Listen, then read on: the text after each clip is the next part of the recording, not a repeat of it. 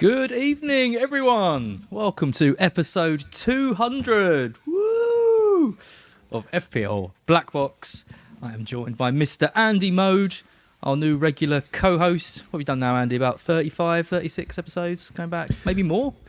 Probably more, yeah. I reckon I'm approaching 40, but obviously it's nothing compared to the overall episodes of 200. Congratulations, mate. I know, thank you very much. I think I've probably done about 198 of them. I think I've missed a couple when Mark said I haven't missed any this year. And we've got with us Mr. Luke Williams as well, who had to be talked into a little bit into the whole suit and tie thing today. You were ironing your shirt 5 minutes before we came on, weren't you, Luke? Yeah, I mean, it was a shambles of an effort as well, but I thought I'd better do it after you forced me. How was it worth the stress, as 198? Would you do it all over again? No. We'll see you next week. Yeah. No, it has been a real journey. You know, from where Mark and I started off doing this. That email he sent me back in the day, and you know all the episodes we did together, and then obviously this year going in a new direction of things.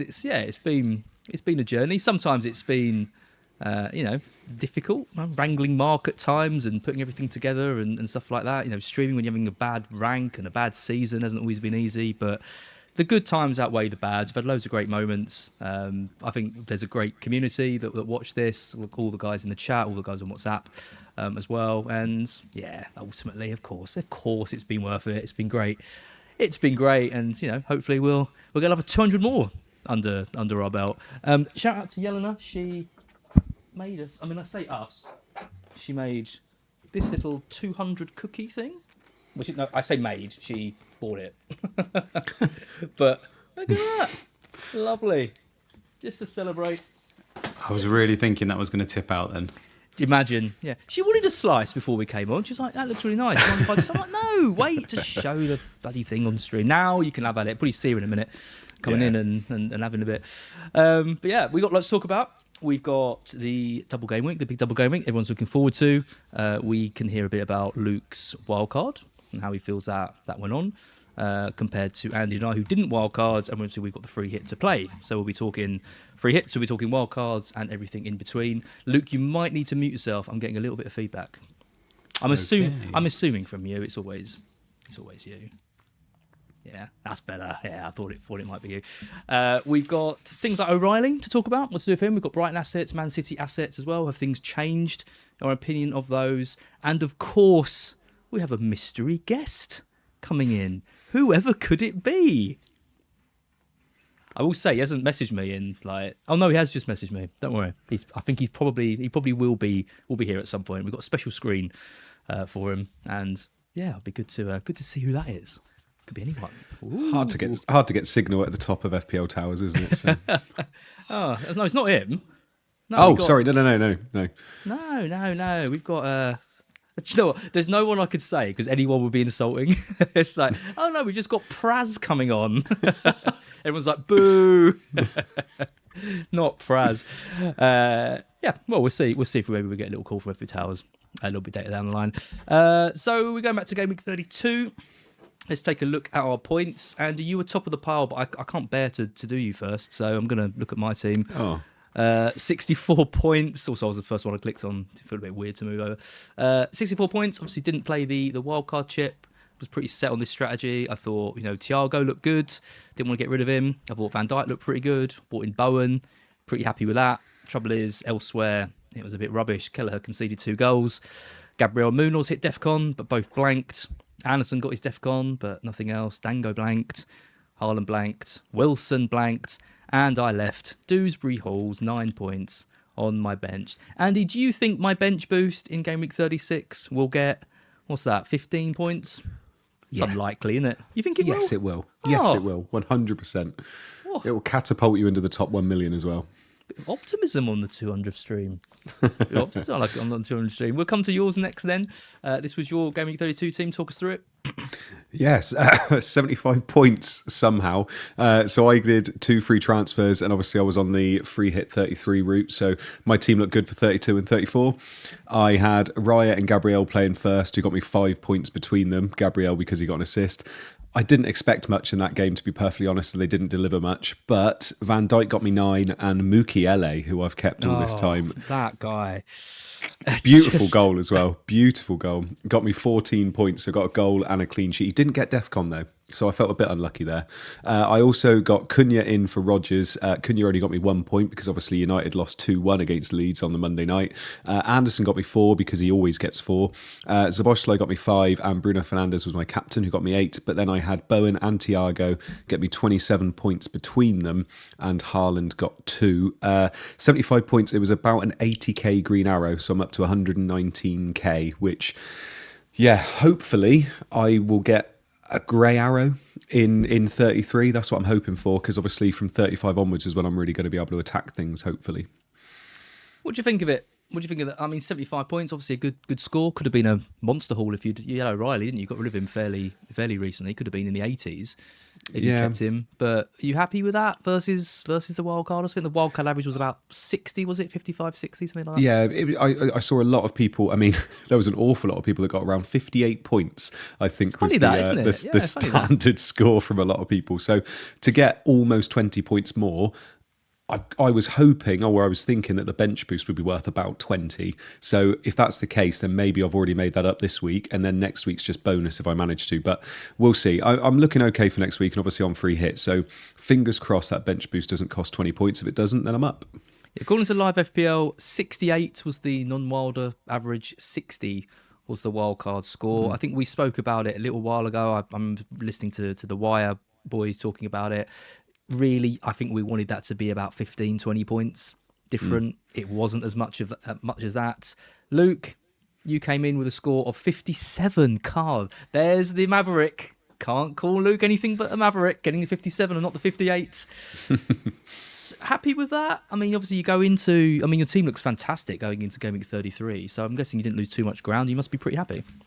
Well, I guess that's the aim, right? That's what all us wildcarders are telling ourselves, that it's all about this week coming for the double and the bench boost. My team is the same as every other wildcard, as you guys were alluding to there. Verbruggen with 9. I mean, to be fair, the Brighton clean sheet basically saved us, and it was fairly unjustified, I guess. 2 of those goals was borderline, weren't they, being offside or not? And we got very lucky, I think, in that game. Yeah, with that, definitely.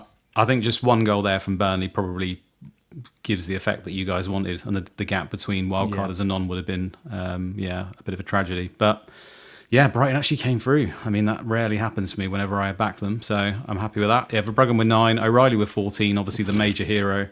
I mean, it's a bit bittersweet for me because I already had O'Reilly. Most other people had sold him and I kept him, so yeah, people could obviously look at that and say, well, the wildcard justified it by O'Reilly getting 14. I already had the guy. Van Heck with 5, Hill with 3, so that's why I didn't get the 58, because Senesi was played, I think, by other people. He obviously managed to get DEFCON from the changing room, didn't he, after the game? Hill was ahead. Semenyo with 2, Palmer with 4, Bruno Fernandes with 8 as captain, Gross with 6, Calvert-Lewin with 2. I don't know how he got 2, but then I suppose it is Calvert-Lewin, right? It's kind of what he does. I was relieved. He looks absolutely brilliant. I thought that header, I just thought that was a cert, absolute cert, but straight to keeper. Yeah, I mean, I didn't have much hope going into it, but I thought, if anyone's going to score versus Man United, it'd probably be, well, Calvert-Lewin will certainly get the chances. He did get the chances. He just did a Calvert-Lewin and he wasn't able to actually finish any of them. But he's still a pretty good pick, I think, moving forward. Still got great games, obviously penalties, and the minutes look pretty good as well. He keeps playing quite a lot of minutes in the game. So as long as he can, not get injured, I think he's definitely one of the picks to hold on to from now to the end of the season. Haaland with 2 and João Pedro with 2. So the front line, as usual, all season, just pretty shocking. I think the original wildcard team that I gave you, that I showed on the stream, had Cherky over Semenyo. I think I had Bowen in there as well as like a pre-book transfer. If I'd have just gone with that, I'd have ended up with like 15 points extra, if not more. So yeah, there's always a bit of regret. But when you've got like 3 weeks to tinker with a wildcard, you've probably had virtually every player in your team at some point. So the chances of you actually landing at deadline on the one that was the best one is like almost impossible. So luckily, I've managed to avoid most of the injury drama that other people have picked, or rotation in like some Matoma, or maybe you want to take a Gabriel out, or you want to, if you have one of those pre-book transfers in a Thiago or a Bowen, they're obviously single game weekers, maybe you want to take them out. It's only really O'Reilly that I've got that's a problem. So hopefully I can catch up again so I've still got free transfers as well. So I keep sort of pushing it further down the line to say, look, my big week's coming. So it really needs to start happening, hopefully this week. Surely your big week is this week, right? Like 15 or 14 doublers and Fernandez. I knew it was going to be horrible looking at teams of all those players, and it is. It is concerning. Well, hopefully. I mean, the O'Reilly thing's a bit of a drama. We'll get into that. But I think the other bit is because I've got the free transfers, we've obviously got 36 that might be a double as well. Like, the aim is that, and I've still got my triple captain chip. So in theory, I should have like a pretty strong end to the season. Like, my team's obviously been planned out for every week, and to me it looks good every single week as long as we avoid too many injuries. Obviously, if we get some, I've still got that bank of free transfers. So I feel like I'm in a pretty comfortable position. I just have to hope that it actually falls my way, which seems to be the challenge and the hard bit that never actually does fall perfectly. I think I owe you an apology as well. Why is that? For this week? What for? Didn't message you, did I? You said to me, make sure you message me. Make sure because you told me, didn't you say in the chat you'd taken like a minus 20 like 4 or something? Was that a wind up? No, I did do that. I did all the transfers, and I don't know why. In my head, I had it where I can do the transfers for the price rises, and if I don't end up wildcarding because the games don't work that way, I'll end up free hitting. But I was never going to free hit this week, so it was always going to be next week. So that's what 3 weeks off does to you. So I did all the transfers, and I thought I'm going to have to wildcard, and then I wasn't going to do it until right to the end, just in case, because it wasn't minus 32. It was like, I don't know, minus 16 or whatever it was. And then I told you to message me, make sure we do it. He didn't do it, ladies and gentlemen. I know. He clearly wanted to sabotage me. So I did thankfully press the button just before deadline. But then I wound him up afterwards by texting him and saying, "How's you ruined my season?" Did you think he'd taken a massive points hit, Andy? Because the way the message was framed, I was like, I've really messed up here. No, he instantly messaged me and said, "I haven't really. We just wanted it up." Yeah, that's fair. The worst bit is I actually set an alarm for it and it went off, and I was like, "What's that for?" And just ignored it. I didn't know what it was. You would be such a good dad. I did. Yeah, tell me about it. Brothers in arms, right? Out in the military. He got my back, turn around. He's like fucked off down the road. I actually just looked at the alarm and went, "Yeah, I'm not doing that. Let's see how big a points hit he can take, relying on me. Not a good idea." Great and the good. Andy North, you are doing well. 119k. You are firmly in the top 10. You are 7th.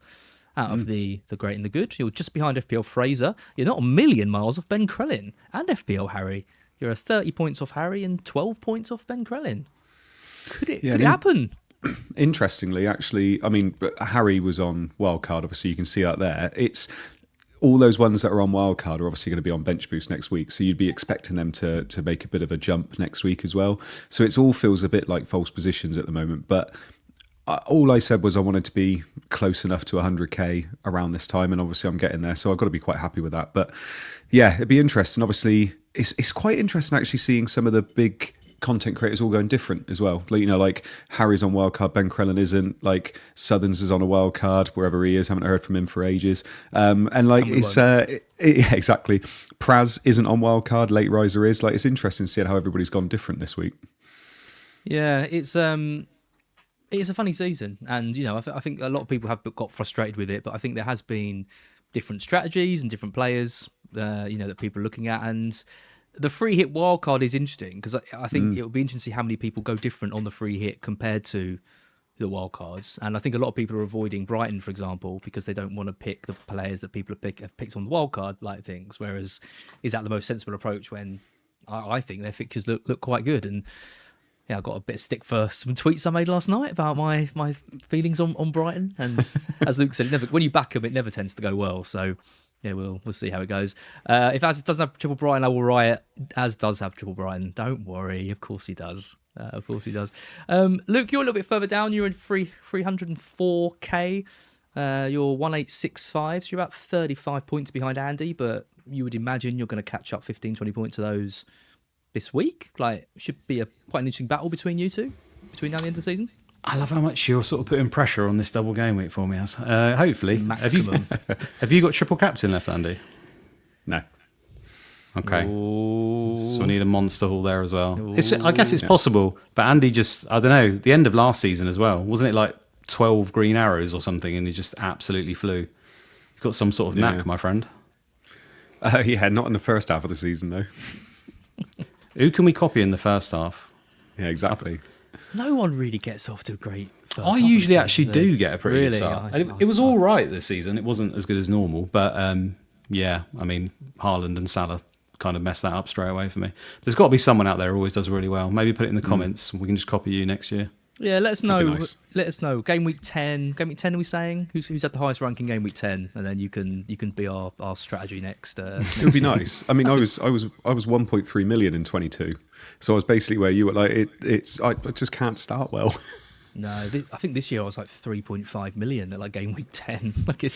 I know my rank's terrible, but it has been at least 6 green arrows in a row now. I have climbed up from like 2.2 to 1.1, so we're heading in the right direction. You mentioned chip use, Luke. This is obviously from live FPL. The top 10k versus the overall. So 42% of the top 10k use their wildcard in game week 32. That means 72% overall have used it in the top 10k. So definitely the majority have used it, and the majority chose to use it in game week 32 as well. If you're looking at isolated game weeks, overall it's at 25%, and only 4% overall used it. So it just shows the engaged top people right at the top are much more inclined to be using chips along these different strategies, set them up for a bench boost and that kind of thing. It also indicates that I think there's going to be a lot of managers out there who don't use their chips between now and the end of the season and burn them and probably still finish ahead of me. So that'd be fun. Triple captain, we've had 60% of the top 10k use that. Compared to 21% of the overall. Barely anyone used it last week. Bench boost the same, not many people used it. 20% have used that already in the top 10k. 15% overall, so a bit closer between those two. And the free hit, interestingly, 20% have used it already in the top 10k. I think a lot of people used it before the break, didn't they? A lot of people used it during the Arsenal City blank. Yeah, so there's ground to be made up if you've still got these chips, and you're maybe not pushing for the top 10k, but maybe, I think these numbers will be very similar if you look at the top 100k or whatever your targets are. So basically, if you've got your chips left, there is still potential to make some pretty good gains. And don't worry too much about, you're focusing on the bench boosters versus the free hitters. Like, I'm pretty aware that bench boosters are probably going to finish with more points than me this week, but hopefully if the players all do well, it's still going to mean a nice green arrow. So don't always judge yourself about what you haven't got. I always just think of like the masses who they must laugh at us having an argument like, bench boosters versus wildcarders on this weekend and this strategy. Like, they're completely unaware, like the vast majority of people, about any of this. It's sad, isn't it? It really is. And sometimes we do overthink it. They're, like, points are all that matter, aren't they? So it doesn't really matter. All that matters is at game week 38 who's got the most points, and which week you competed and what you did's not really that relevant in most of the time. It's funny as well because like most of the work people I spoke to, I think we got lucky with the sense of the timing of when the wild card. I mean, it comes in game week 20, doesn't it? Exactly halfway, you get the new one. I think around that time, most people's teams were absolutely tragic in the sense that a lot of injuries had happened. Like, there was all sorts of issues that had happened. I seem to remember like a few people saying, I've got a wild card, like my team's terrible. I think that must have helped us out, and a lot of people just went then, or very early on anyway, when it came into our accounts. Yep. I mean, what I'm hearing is that 3 men in their late 30s, early 40s in suits for a fantasy football stream might not be the norm. Is that sort of what we're getting at? Yeah, funny. I used to do this for FA Cup finals on Football Manager, mate. This is nothing for me. Me too. Absolutely. Yep. Right, let's go over some talking points for this week. It's funny, I can hear someone ringing. Someone might have heard it earlier. A bit of a phone call coming through. I wonder who that could be. Maybe it's our mystery guest. I don't know if this is going to work. Just as a bit of a disclaimer, this is a bit weirdly set up. So we're going to give this a go. I'm going to admit him to the room. And he's going to say hello. Hello? Yes. Oh. And then we're going to press this button. Yay! Good evening, gentlemen. Are you in a tuxedo? He's outdone us on the suit as well. Wow. There you go. You turned it off. I thought you were just going to do the rest of the thing like that. That would be amazing. How you doing? I'm getting an echo, so I'm just going to mute you on there. I think that should kill it. There you go. How you doing? Like old times. Technical difficulties. Yes, sorry, I've come straight from work, so this isn't for you. I just wear this every day, obviously. So. Yeah, plate of caviar on the side, laughing at everyone. Well, I've got a glass of wine to celebrate your birthday. So happy birthday, FPL BlackBox. Cheers, everyone. Yeah, how you doing, Mark?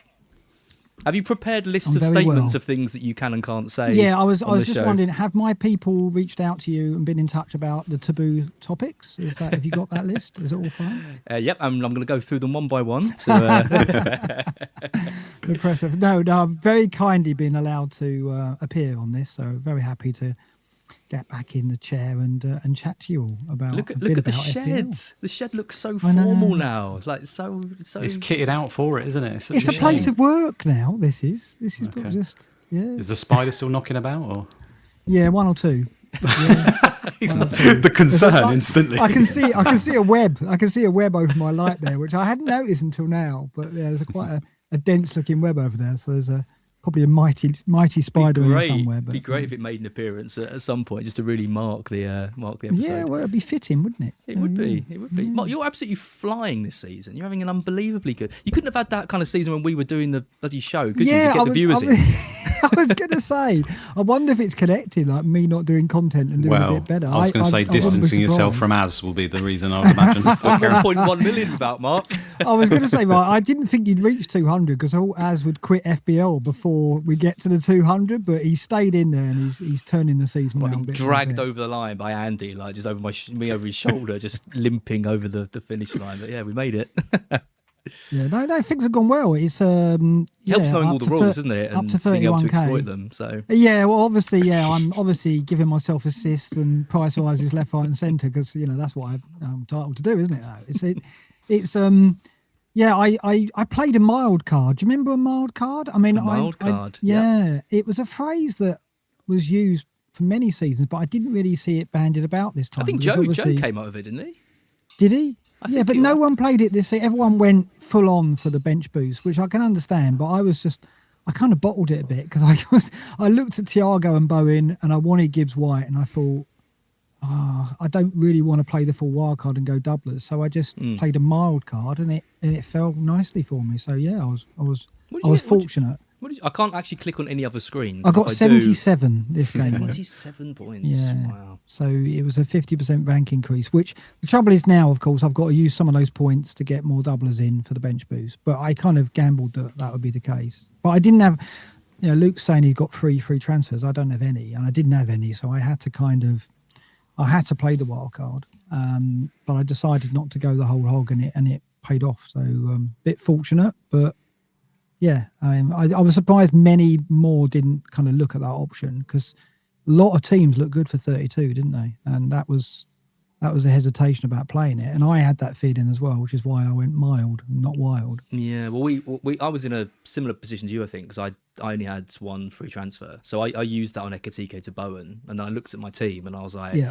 this team looks good. I think this team could outscore the wildcard teams by 15, 20 points. In the end, it was like 8, I think. 8 points more. It's not really enough because now we were saying before, we're looking at like Luke's team, for example, and it looks really, really good this week. So what have you? You got 13 doublers and Gibbs White No, and Bruno. I've only got 11 doublers, I think. Yeah, 11 doublers is all I've got. That's So a I've got to real spend. wild card. I've got to get a -8.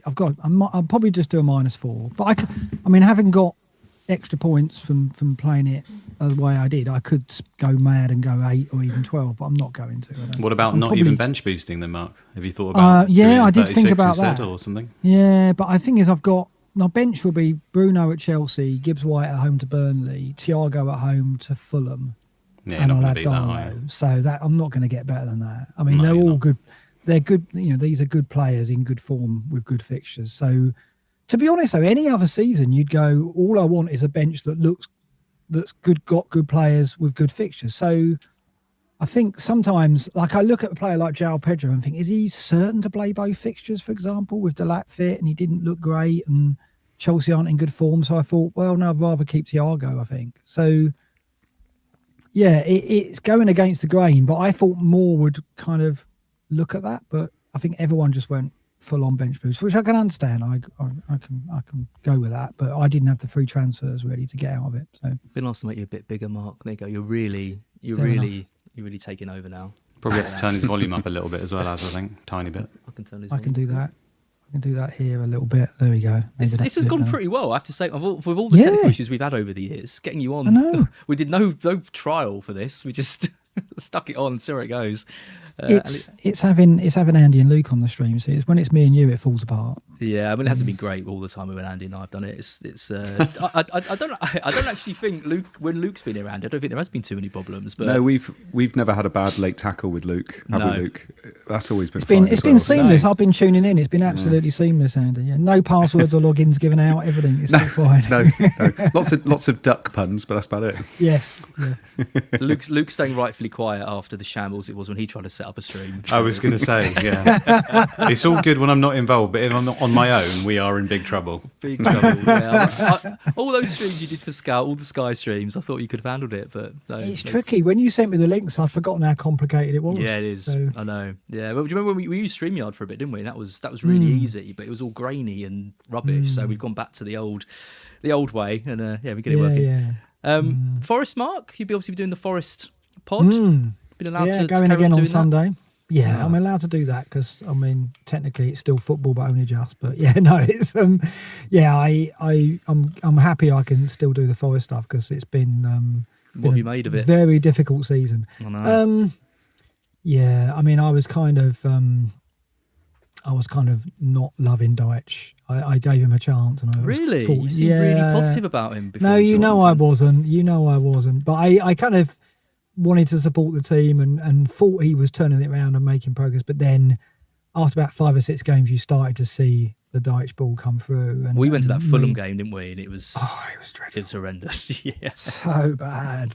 And so I'm happy with Vitor Pereira. I think we gave ourselves a chance by making that change, and hopefully we can see it. Luckily, Spurs are awful, but I don't know. Spurs can't go on being so bad, can they? I mean, I'll be looking forward to your predictions later to see whether you've tipped Brighton victory. But Brighton have won 5 from 6, haven't they? So. You've got to fancy Brighton in there, haven't you? To get a result. We will beat Spurs. I know I always do this and I always make these bold claims, but we're just a better team than them. Yeah. And it's all about, can De Zerbi get something out of them? I mean, no Romero though as well. Like they're in so Danso's much trouble. Played well. He's played well this season, but I still think you'll have too much from it. It's midfield that they're relying on Bergvall and Gray, aren't they? It's very inexperienced and. I think your midfield will be too good for them, so I'm hoping you do win that. You're going to many games? I went to Sunday's game, and I'm going to this Sunday's game. I got Newcastle home ticket, and I'll go to Bournemouth home. So all the home games. I went to Brighton away, of course, with yourself.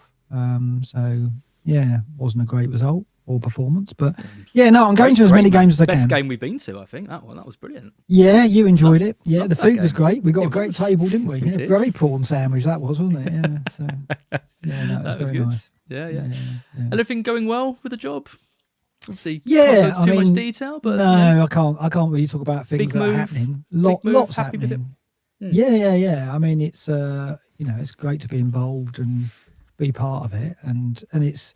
While I can't be active on social media, I'm active in terms of looking at sentiment and getting feedback, and I'm reaching out to people in DMs rather than posting in replies on social media because it's difficult. If I post on social media, obviously you start a conversation. I can't be doing that because it's not I'm not paid to have conversation on social media, obviously, but I do need to keep an eye on what the sentiment is, what the feedback is, and I have been. Making reports and logging data as we go, and I've got some things that I want to look at with the Premier League, and I think it's been a very strange season in many ways. I mean, like tactically, we didn't expect like the reliance on set pieces, long throws, long goal kicks. Clearances have gone through the roof, which we didn't quite expect. So there's been things tactically that have taken us all of us, I think, bit by surprise. The question is, do you react to that after one season, or do you think that could change again? So you got to be careful not to knee jerk, haven't you? But we will look at it, and I've been looking at it all the way along. And while people might think I've gone missing from social media, not as a reader, not as a viewer, I'm a lurker now. So some people will know because I've reached out to them and had contact with them. And you've got some burner accounts, haven't you? You're putting some messages in, going in two-footed. No. Not quite, but it's I've got to use social media in a healthy way and to help me do the job, not in a way where it's a negative impact on things, which when I was using it as a content creator, sometimes it could be. I think you would share that kind of sentiment that sometimes social media can be a bit of a negative, particularly if you start following it or believing what's said there, because it's a bubble, isn't it? We work in and we play FPL in. So yeah, and I've been watching a lot of content and taking it all in as usual. It's very interesting viewing content from the outside as well. You get a very different perspective than when you're creating content yourself. And I think I've played the game differently, not creating content. And perhaps I wouldn't have played that mild card. Maybe I would have been on the bandwagon with everybody else had I been doing BlackBox. I don't know, but it's kind of subliminal, I think. We talked about this for many seasons, haven't we?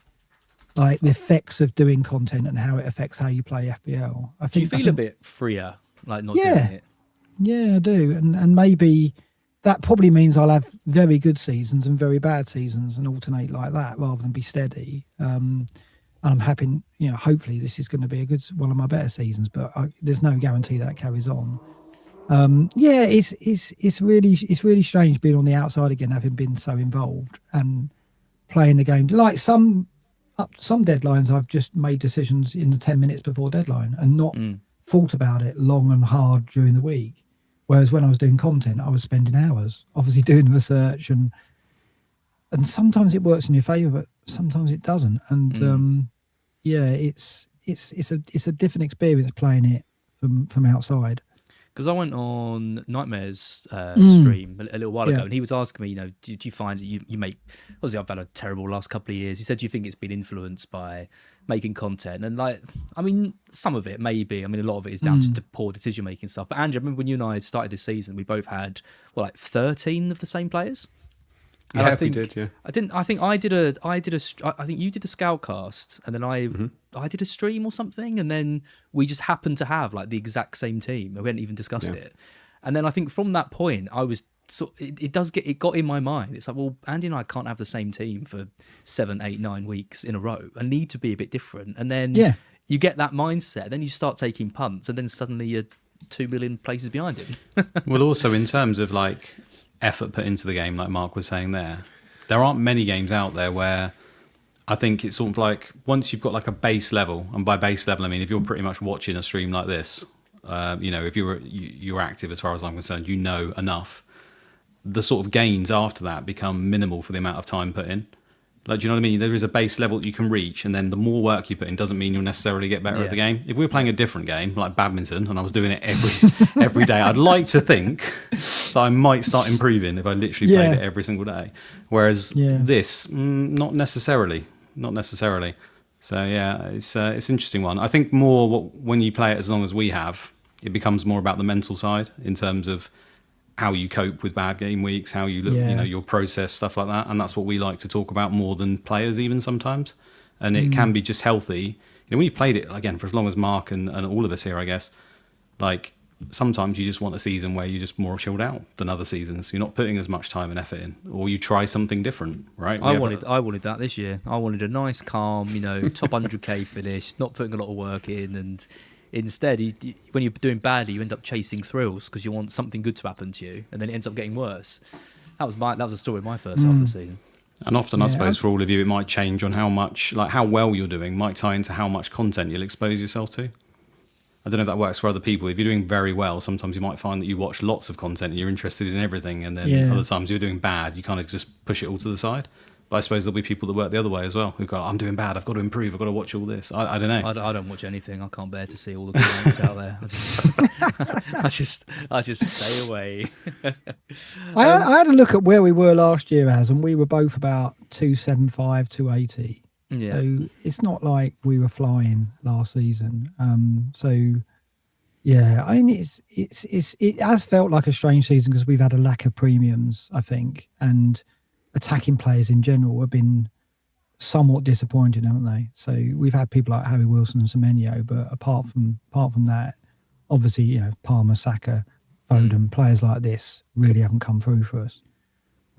So I can't remember a season where it's been quite as difficult to find attacking returns as this one. And then we've never had 2 premiums at full pelt at one go either. There's definitely has been them. We kind of blank them out, don't we? Yeah, but I'm sure it's a bit like pregnancy, Luke. You forget them, don't you? Well, I'm thinking straight away off the Leicester season. I know we had like Vardy and Mahrez. I think we had Igalo, if I remember rightly, for Watford as well, that was doing really well. And everyone else was terrible. So we just all ended up with that team and about 10 million in the bank for most of the season. But I might be misremembering, but there are times like where it has been quite bad. But this does feel particularly bad. I sold Igalo. He was doing amazingly. And he had a really bad run. I think he had like Liverpool, Chelsea, City or something like that. I think he scored like 4 goals across those 3 games. I got rid of him. He was a hell of a player. I think if I remember rightly, in his first 19 games, he got close to 200 points. It was that much of a disparity between his season, and then he completely dropped off the last 10 game weeks or something.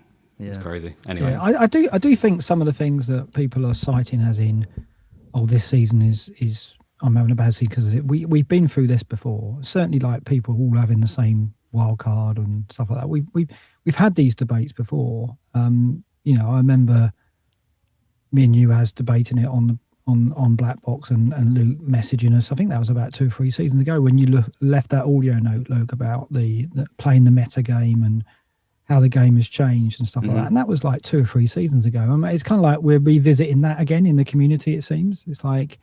It is the same subject. It's the same issues getting surfaced, and it's not new. It's perhaps the models are getting stronger, and the amount of people being influenced by them is getting more visible. I think they're way more accepted as well now. I mean, go back to that pod 3 years ago. A lot of people were very anti. I mean, even as here, we will look at them occasionally, which I never saw coming. But I think it's almost you go watch any content now.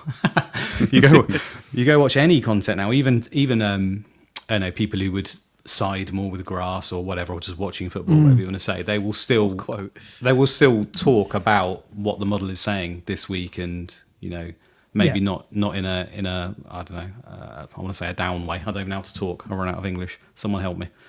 In a negative context. Yeah, exactly. Yeah. There we go. Yeah. It came to me. Yeah. Go on. I was going to ask as well about how engagement is this season, because obviously it feels like there's a lot more engaged managers as the season goes on, and obviously that could be because of planners and things like that. But we've said it for quite a while that it seems like because of the second half chips and being able to do things over Christmas, obviously we had the 5 free transfers because of AFCON and stuff like that. It feels like engagement's gone up as well. Do you think is it something that we're making up, that engagement is better now, and so that means that we're playing against more active managers towards the end, or is that just something we're making up to help us cope with it? I think we're every season you're playing against a more informed player base, aren't you? 100%. I think as an eye, I've had seasons where we've struggled to break into like top 200k, and it's not because we're doing anything different. It's just everybody who's ahead of us are more informed by the content and the tools that are out there. And that's getting more every time. Mistakes get punished more. That's what I've said for the last 2 years. If you go a bit different and you go against a highly owned player, like if you went against Semenyo, for example, and went for Gibbs White as an example, and you stuck with it. Well, yeah. Luckily I got rid of them quite quickly. But if you stuck with them, if you were stubborn, you were like, do you know what, I'm going to give it 4 or 5 weeks, and then you're 50 points behind. It's so much harder to claw back those 50 points now because there's so many people who've got that extra 50 points on you. Yeah. But this is where DEFCON should have been widening the pool, isn't it? But it's the worst season to have put it in because it's just such a defensive year, isn't it? Yeah, we haven't had the attacking players, and it's exacerbated the impact of DEFCON for sure. And I mean, it's been bizarre in that way. But yeah, it's like, what do we do? Do we expect it to be the same next season? I don't know. I hope we don't have another season like this with defensive tactics and setups. And the players make a big difference, don't they? Because I think all of us in here would say, in past seasons, if Haaland had been doing what he's been doing for the last 15 weeks, you'd have gone, do you know what? I'm not going to go Haaland. I'm going to go with Salah, or I'm going to go with whatever player it might be. I'm going to get loads of City. I'm going to get De Bruyne. Whoever it might be. You've got like no option. Like every week I've got Haaland in my team, and it's like, why would I even take the guy out? Like there's literally pointless. So that's a big part of it, I think, is that every week you're pretty much... I mean, luckily Bruno's come to the fore as like a person you can captain, but because Haaland's been so bad, everyone just captains Bruno now. So we've never had 2 premiums, have we?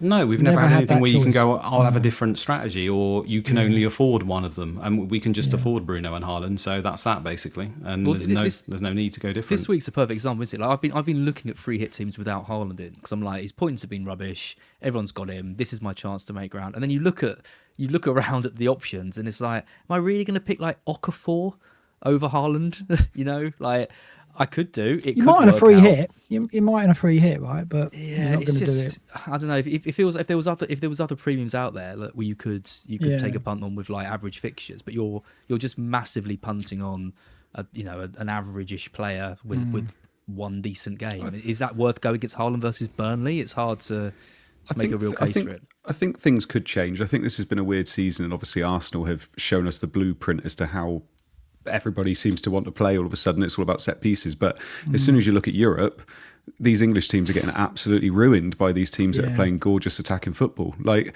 PSG just ran Liverpool off the ground, and they're playing amazing football to do it. And I think these English clubs are probably going to look at it and go, we can't keep playing like this. It's working okay in the Prem, but it's not working in Europe. I mean, the only team that isn't doing it at the moment, well, not the only team, but one of the only teams, big teams, is City. And it's, as soon as they get to April, they start playing really well again, don't they? And I think that's kind of what we're seeing from them now. But it'd be interesting to see it. But like Mark's been saying, you can't change everything based on this outlier of a season, because next year it could go back to normal. And then the only problem with that is that it's far easier to copy the Arsenal model than it is just to say, let's just play like PSG or Barcelona. Yeah. It's obviously you need the players, you need the coach. It's really hard. So that's kind of the issue with it, isn't it? If you're one of the lesser teams, you're like, oh, well, let's just copy the Arsenal model because we've actually had a chance of replicating parts of it at least. Yeah, they might not do it as well as Arsenal, but even doing it 2/3 or even half as well as Arsenal will keep them up or get them mid-table. And I mean, it's it all comes in cycles, though. There'll be a cycle. Exactly. I think Andy's right. There's no Premier League team who've got aspirations to compete in Europe who are going to keep playing in that way if they're getting taken apart in Europe. Because that's an objective, isn't it, to do well in Europe? So. This is a good opportunity to thank the people who are watching this stream, because you mentioned about good football. Apparently we're missing one of the greatest Champions League ties of all time with Real Madrid 3-2 up before half-time against Bayern Munich. Yeah. So if you're watching this stream, thank you very much. And what's the other tie? The other tie is Arsenal, who haven't had a shot on target. Yes, 0-0. Yeah. Oh no, one shot on target. Yeah. So there you go. Yeah. So, I mean, at least we have. Oh, sorry. Carry on. No, I think you're right. I think it will turn around. Just how quickly? Will it be next season? Will it be a season after? I don't know. No. I'm just saying as well. At least we have teams like Bournemouth, Brighton that have their kind of way of playing. That obviously haven't been influenced by this as much as maybe some of the other teams, but they're always going to play their way of playing, aren't they? We're hoping if Rose comes into Bournemouth, they carry on playing the same way, but you think they would.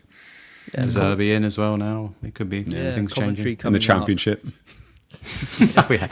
Most attacking manager coming in straight back down. Yeah, sounds get on Gaffer Fantasy straight away for that. Sounds about right. Any tips, Mark, for the end of the season? Any players that you're looking at, differentials? No, I mean, I think that good. I don't. I mean, I've got to. I mean, I'll keep Gibbs White for a couple more weeks. I think he will do well if Forest stay up. I think that I expect him to get a couple more goals for the end of the season. So that's what I wanted to get him in. Whether I hold him, I don't know. I think I probably will, because the idea was I was going to sell him for a Palace player in 36, but I don't know once we get to 36 whether Palace are going to be worth betting on in midfield anyway. So Sarr was benched, wasn't he? Sarr, I mean, but they're going to start rotating with Europe in mind, maybe, and they're on the beach, aren't they? So. A motivated Gibbs White might be a player worth keeping. So, I mean, certainly from a Forest perspective, that's where I'd go. Nico Williams. I mean, I was asked which Forest defender to go for. It was either Murillo or Nico Williams, and I leant towards Murillo, but Nico Williams has been brilliant. So, if you want a defender, Nico's on corners and he's shooting more often and getting us, so he can get goals and assists. So he's a player that I would have my eye on if I wanted another Forest player. But no, I haven't been planning that far ahead. I mean, obviously with the chips you have to, so I've been doing that. But I'm not. While I still use the planners, I haven't started looking at what my team will be in 36, 37, 38. To be honest, I'm not going to have too many free transfers to play with, so I need to kind of do what I'm going to do for the bench boost. Probably needs to largely take me through to the end of the season. So I think. I don't want to do it, but Calvert-Lewin probably has to come in because he's got Burnley Yeah, he's got Burnley afterwards, hasn't he? So, or in 35, I think. So, while I'm going to free hit in 34, I need him for 35 at home to Burnley, don't I? So, I'm going to invite that pain that Luke went through the other night, which I watched through fingers. I mean, yeah, how I got away with that one, I don't know. I'm glad people have experience, because I went through that pain every week for 7 weeks. And then what will happen, what people won't have to deal with is selling him and then watching him get the points every week. Because at least if you've got him, you're probably just going to keep him now until the end, and hope he misses out in that FA Cup semi-final. Because there is a chance, isn't there? There's a chance he gets rested before that. Yeah, that's the problem with the victory at Old Trafford. In that if they beat Wolves and Burnley, then they're done, aren't they? And they can concentrate on the FA Cup. So yeah, it's a worry. Yeah. I think you've got to play him in every game now. He's got such long hair, and obviously, if it means you play against 10 men every week, not bitter, right? Too tempting. No, not at all. Ridiculous. There was one of Semenyo, wasn't there? There's a video of Semenyo. He literally had his. Was that this week as well? Or was that maybe a few weeks? No, a few it weeks wasn't ago? this week. But he gets a proper tug, and nothing. Make sure you clip that bit. Sign me up. You know Luke what, will Mark? be getting sent off every week. You can This is dress what I've missed. sophisticated, Mark, but you've still got the smut. Still got that smutty mind. That's his third glass of wine, that is. I better go before I'm cancelled and fired. Hey? Yeah, you said you'd be on for 10. You've done about 25 minutes. It's been You know been what I'm lovely like. having you on. I can natter on, can't I? So, and I've missed it. I'm still doing Planet FBL, or FBL Planet, as you like to call it. Yep. So I'm still favourites. doing bits with them. And James has to ask a few FBL questions in there now and again. So, Yeah. But Nice. yeah, it's lovely to pop back in, and I am watching, not taking any notice of what you say, obviously, but I am watching. That's why I do And, well. Yeah.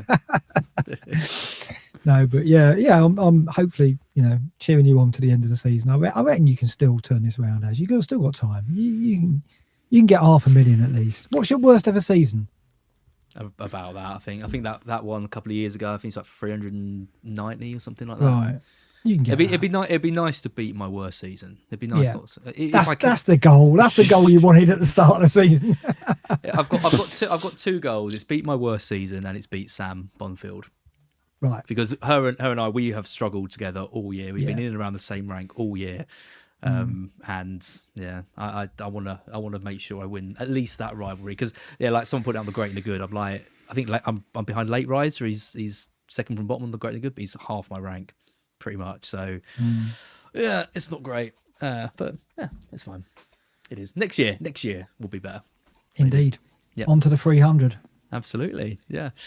Mark, pleasure, absolute pleasure to have you on. No, it's been great to see you all, and thanks for having me on. And yeah, so I can't be on more often, but that's the way it is. But yeah, I've missed it. Definitely missed it for sure. And it's been lovely to just pop on and say a few words and speak to you guys. So yeah, thanks for having me on. Congratulations on the 200. Can you give us a goodbye in the robot voice?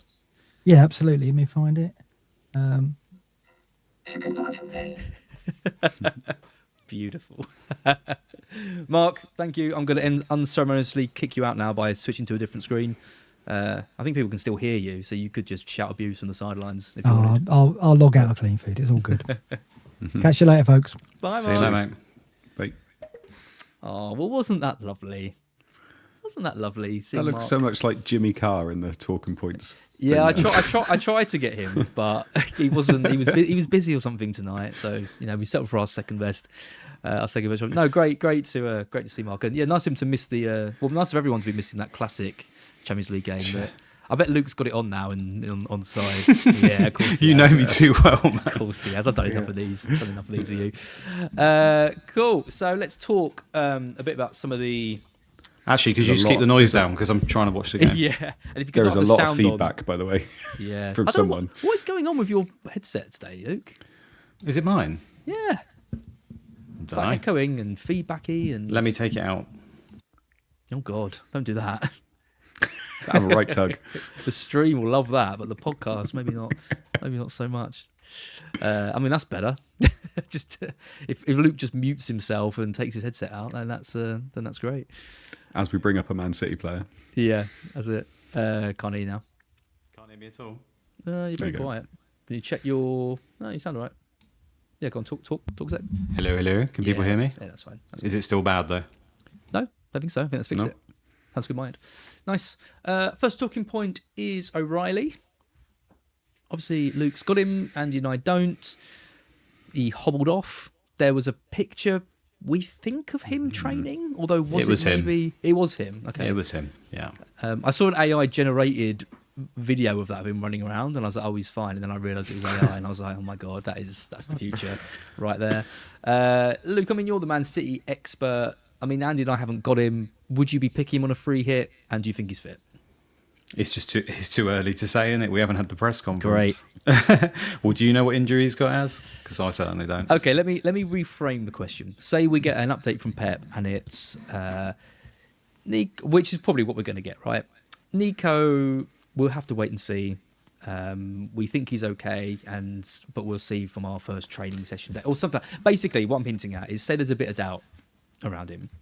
Do you sell him if you're on a wild card? Do you move to Gahey or someone like that? Or do you keep him? And if you're on a free hit, do you pick him? If there's a doubt.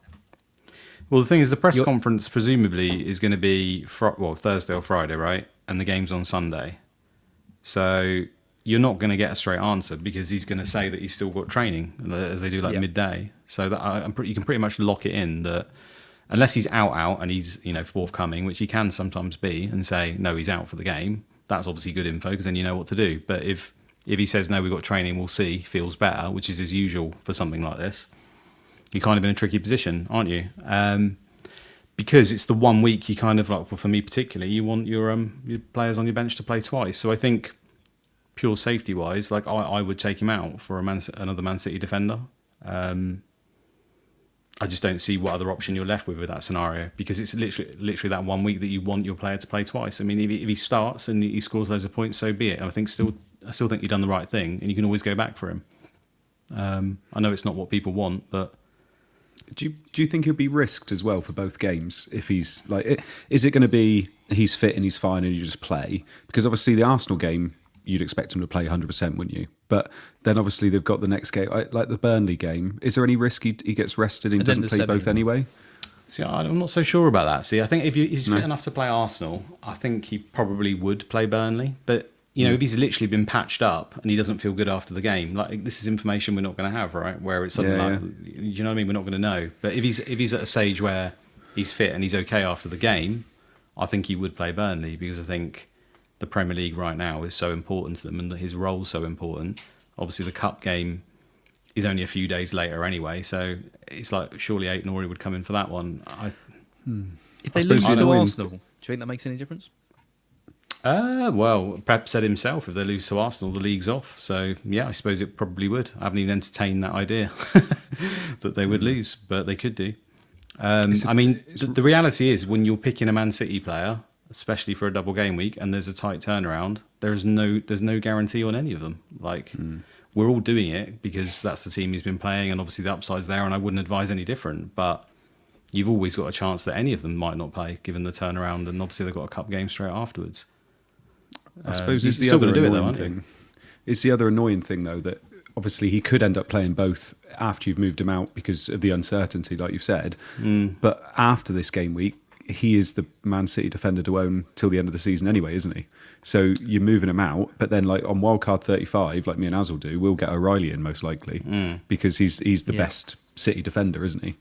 Well, I think in that scenario, if that was to happen, then most people, even if in my position, would just bring him back in because he's that good of an asset. I think you'd have to because most people probably have got free transfers looking at, say, a Palace for the double or whatever. And it's like, I know they might have the extra game, but surely O'Reilly from now to the end of the season, if the league's still on, would outscore them. Because he's a broken asset, isn't he, in the terms of, he can't even play that midfield role, but he's basically sat in the box in settled possession or he breaks into it. Like, he keeps scoring and it's not a fluke. I can't believe he scored again against Chelsea. You're right though. You expect it because of the runs he's making and his presence. And I mean, people say that Pep doesn't always improve players and he's a checkbook manager and all that. I mean, what he's done with O'Reilly this season is like unbelievable. The position he's given him, the confidence. It's a tough one though, isn't it? Because this was Rico Lewis like last year, wasn't it? And we were all saying like the Rico look, but like Luke always says, it's like, as soon as they're in, but they can be out so quickly as well, can't they? They can, but O'Reilly, I think the whole season has shown us that he is definitely the man. And he's obviously perfect for the meta, and that's the thing. He's like 6'4" or whatever it is. You know, he's brilliant on set pieces. He's great in both boxes. He like drives with the ball. You know, just off the ball works fantastic in terms of running, like physicality, duels. Like he just ticks all the boxes of the meta. And the fact that he can find that space in the area. When you think about Man City's team, who they play at the moment, obviously all fantastic players, but it's only really Semenyo from the entire 11, like include Cherki, that would even get themselves into the box roughly. And at the moment, he's playing on the wing anyway. Like the only other person in the squad really. Pep's traditionally liked someone else to be with Haaland in and around the box, right? He had Alvarez and other people who've done it in the past. And he always finds someone else to do it if he can. And there isn't really anyone who's suited, and O'Reilly seems to be the best guy for it. He's like Rico Lewis, but good at football, says Daniel Banks, 512. That's unfair, man. I still think Rico's pretty good. He's just, he's the anti of this meta, isn't he? You literally playing like a gnome in this meta. He's just getting crushed like anytime anyone comes near him. I like this from Nick Fury, who's sussed out, I think, Nico O'Reilly this week. My theory is that he had to go off for a poo. He covers his mouth when explaining to Pep, and Pep laughed, gave him a tap, and O'Reilly exited down the tubble. He'll play this weekend. I mean, we don't. Who needs physios? Who needs in the nose when you've got Nick Fury 324 who can identify when someone needs a shit? I'll go early and say I think he probably does play this week anyway. I mean, if it's a hamstring injury, you know, he's out. But if it's just a tweak or anything else, I think they'll patch him up because Pep doesn't usually rush players back. But then if you go through history for really crucial games, like I can think of semi-finals versus Real Madrid, he has patched up a player that they've needed and they've been on the pitch. The downside of that is quite a lot of the time they've gone off injured when that's happened. I think of at least 2 occasions where that's happened. So hopefully he is all right. The fact that he was in the recovery session the next day, I mean, I think that's probably a positive, right? It has to be taken as a positive rather than just, nope, you cannot do anything, go sit at home. So hopefully. I mean, they've got training Thursday, Friday, so I guess the pictures will start coming out at that point. That could be a killer for us, couldn't it, Andy? If we don't pick O'Reilly because we think there's this doubt around him and then he plays both of those games. Well, yeah, it could work for us, couldn't it? Yeah. That's the good thing. Well, wildcarders, I mean. Yeah, maybe. I mean, the big thing is if people go for O'Reilly and he doesn't play one of the games, maybe 2 of the games, I think we're in a fantastic position. But because obviously if he doesn't play either, we obviously get somebody off the bench. I think we're in a better position having free hit because we might find out something and we can work with what we've got. But obviously we're not going to find out for definite. That's the big thing. We can play another player that's definitely going to play. We can play another City defender. Obviously it's not using up a transfer. And we've already said you don't really want to be using transfers. The people that wildcarded didn't want to use a transfer this week. They wanted to obviously roll straight in unless they had provisions to do that and they had 4 or 5, whatever. So I don't think in any way wildcarders would be saying they're lucky that they've obviously got this, but obviously they're not. And it's just a shame. I say it's a shame. It's probably made free hitters a bit more interesting because I think it would have been O'Reilly, Semenyo and Haaland. And you wouldn't have even had to think about it, to be perfectly honest. Whereas now we're thinking, do we go Gahey? Do we go Cherki? Do we go Donnarumma? Whatever it is. So it makes it a bit more interesting. So we've gone different on that. Well, I mean, we've gone very different on free hits. But we have. That's because you've got all those Brighton players in. I have got a lot of Brighton players. Yeah, exactly. But no, I think we're probably in a better position because we can do something with it. And if we do get any kind of hint that he's not going to play at all, we're in a very good position. But what we probably want to happen is we avoid it. This is best case scenario for us. We avoid him. He doesn't play in either, and the bench boosters stick with him, and they obviously lose those 2 fixtures, which would be big, wouldn't it? If there's any doubt at all, you have to avoid it, I think, on a free hit. Yeah. Oh, yeah, definitely. You just have to, don't you? There'll be some people who probably think, no, I'm going to chance it because he's so good. But as good as he is, and I know I just said he's like a broken asset and he's so good, the chances of him scoring in those 2 games are still quite minimal across the season. I don't know how many goals he's got for the season. Is it 7 or 8, I think? Quite a number. So it could happen. But it's still... you still need your players on the pitch to get points, don't you? He's got 5 goals. Yeah, is that just in the Premier League or is that... Yeah, that's I was going to say he scored a few in Champions League, didn't he? He's got 5 in the Premier League. Yeah. I think it's like 7 or 8 for the season, but I could be wrong. But either way... I mean, look at Matoma this week. A lot of people went Matoma. If he's not on the pitch, it's just no good to you. And on a free hit, you want to... Yes, you can have some fun, but you've got to have your players on the pitch. And you've got Gahey. I mean, Gahey can score a goal. He's been doing it all season. He's been getting assists. I know he's playing in a different role for City, but he's still got a shot on him. And, you know, I agree. I think if O'Reilly is even remotely a doubt, I think I would need Pep to come out and say he's absolutely fine to play both games for me to pick him, and he's not going to say that. So I'm not going to go there, I think. But yeah, anyway, that's probably enough on O'Reilly. Let's talk free hits then. Obviously, Andy and I are playing our free hit this week. I mean, this is what I think is like the safe free hit that people are playing. I'm seeing this; it's very popular. It's Darlow in goal. It's like Strauch or Biol, one of the two of those. Gahey and Senesi. So Strauch and Senesi for the Defcons. Gahey there for the defensive potential from City. Pascal Gross, Palmer, Semenyo, Tavernier, Haaland up top, João Pedro, and Calvert-Lewin. Andy, do you think this is about right? Is this what you're seeing across the community? Yeah, I think so. I think double Leeds defence is very, very popular now, with obviously they've got Wolves at home, which is probably one of the best ones for a clean sheet possibility. City have the best chances of a clean sheet from what we've seen based on the stats, but do you really want to go double or triple City defence? Not really. I'm seeing some people go against Haaland, but it's a really tough one. Obviously, Cherky started to make his way into teams. Luke could probably tell us more, but with O'Reilly out, that helps him more as well. But Cherky's been very good recently and started more games than you probably think. I think on some of the projection sites, I think his standard minutes are quite low, and I think that's maybe putting a few people off. But I think when you look at it, he's starting to come into a few teams. When you've got like Senesi and Hill there, who are just so good for DEFCON, they're really easy picks. Tavernier is obviously on penalties. I think the majority of this just picks itself. We spoke about Calvert-Lewin last week. I know Luke was saying about how he was rested in the FA Cup, and then obviously plays all the league games. Obviously, I'm not sure whether that will happen this time because it's at Wembley. Is he going to want, he's going to, how happy is he going to be that he's not playing? So it'll be interesting to see if he plays both. It's between him and Welbeck for a lot of people, I think. You've also seen a bit of like Krupi Jr. creeping in. Chelsea have been awful recently.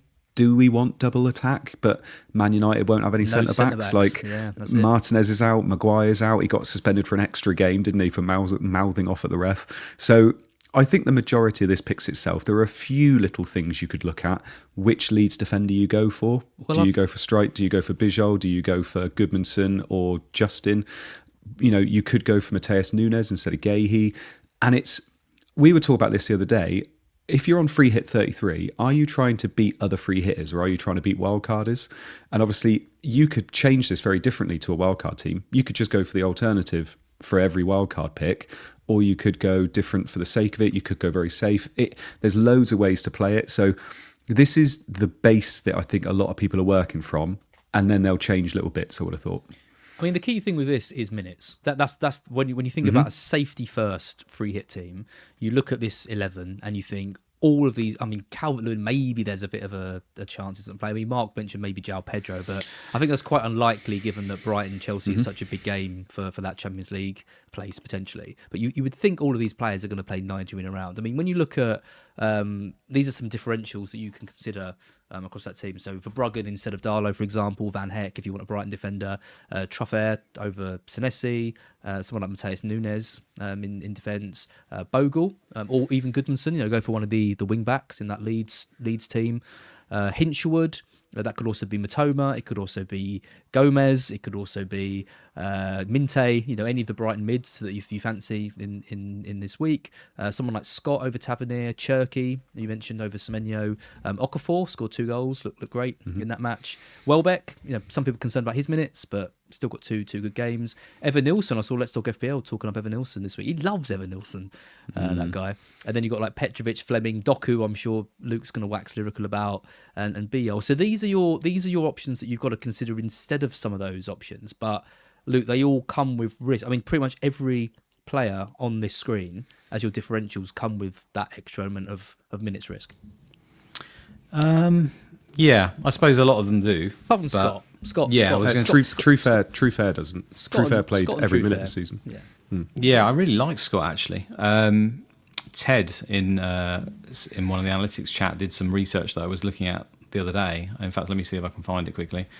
So since game week 21, when Scott's basically been nailed, because before that he wasn't, like his non-penalty XGI per night, he's gone up to like 0.21. It's jumped quite a lot from where it was before, and it was 0.08 for the rest of the period before that. And you can see now he's kind of almost playing that role where he's bombing forward, and he obviously scored against Arsenal. I don't know if you noticed that OR1 played Scott over Tavernier on Wildcard this week. Probably with the idea of DEFCONs as well, because if you look at his DEFCON numbers, they're not they are very good, but they weren't consistently over 12. But since he's changed that role, since game week 21, they're actually 12.8 per 90, so they're over the threshold as well. Yeah, well, so look over the last 6. He's 0.3 on the XGI non-penalty per 90, and he's 13 DEFCON per 90 as well. So yeah, so he's become basically Elliot Anderson with potentially even more attacking threat. So he's exactly the kind of player I think that you could look at over a double game week, because if he gets DEFCONs twice and just gets one attacking return, he's going to get an absolute monster haul. So I do really like that. The other thing I'd probably try to do on a free hit, and I suppose it depends where you are in the league and stuff, is, or maybe not, it's just to do a stack in defence, to pick a team. Like, clean sheets are at a premium. If you can get a clean sheet and you have a stack of 3, whatever team you want to pick and get 3 of them, it just increases your chance of having a really, really good week if you just hit that. So who's that then? Who's the most likely to have a? So is that triple Bournemouth defence, triple Leeds defence against Wolves? Yeah, I mean, those are 2 that you could do. You could do Brighton, I suppose. There's not many other teams. I suppose you could do City and other things, but I think they've got too many good picks in other areas. I think Leeds are the ones that stand out because they've obviously got the home Wolves fixture, and then it's only really Calvert-Lewin, I would say, that you're missing because they haven't really got too many midfield options. So that's probably where I would go, but I'm not on free hit, so I don't know what other people looked at. But I would just look at that, because the people who win the daily fantasies, they're always the people that pick stacks, and you just hope. He's injured though. Who's that? Sorry, Stag. He knows. Thank you, what I mean. JC. Thank you, JC. Disgusting. Nice. I wish he wasn't injured, because he would be a great pick as well. Yeah, I mean, Aronson isn't on this list. He was someone that I was talking about last week. I mean, Okafor came in and obviously did really well. I mean, a brilliant goal. Particularly his second one. Thought lovely goal. You must be gutted about that result, Andy. I thought Leeds were absolutely fantastic. What's happened to Carrick? Yeah, he got it wrong, to be perfectly honest. But as soon as I saw Ugarte playing, I thought, oh, we're in trouble here. And obviously Mainu, we didn't know was not going to play. He had an issue the day before or something like that. So yeah, it was annoying. It goes to show that our kind of depth isn't there. But then Mbumo was on the bench. He obviously didn't start. So yeah, it was not a good result. We missed Maguire massively. Really, really missed Maguire. Leeds just looked really good, by the way. They genuinely did look really good. Obviously, the red card didn't help, but we probably looked a bit better with 10 men.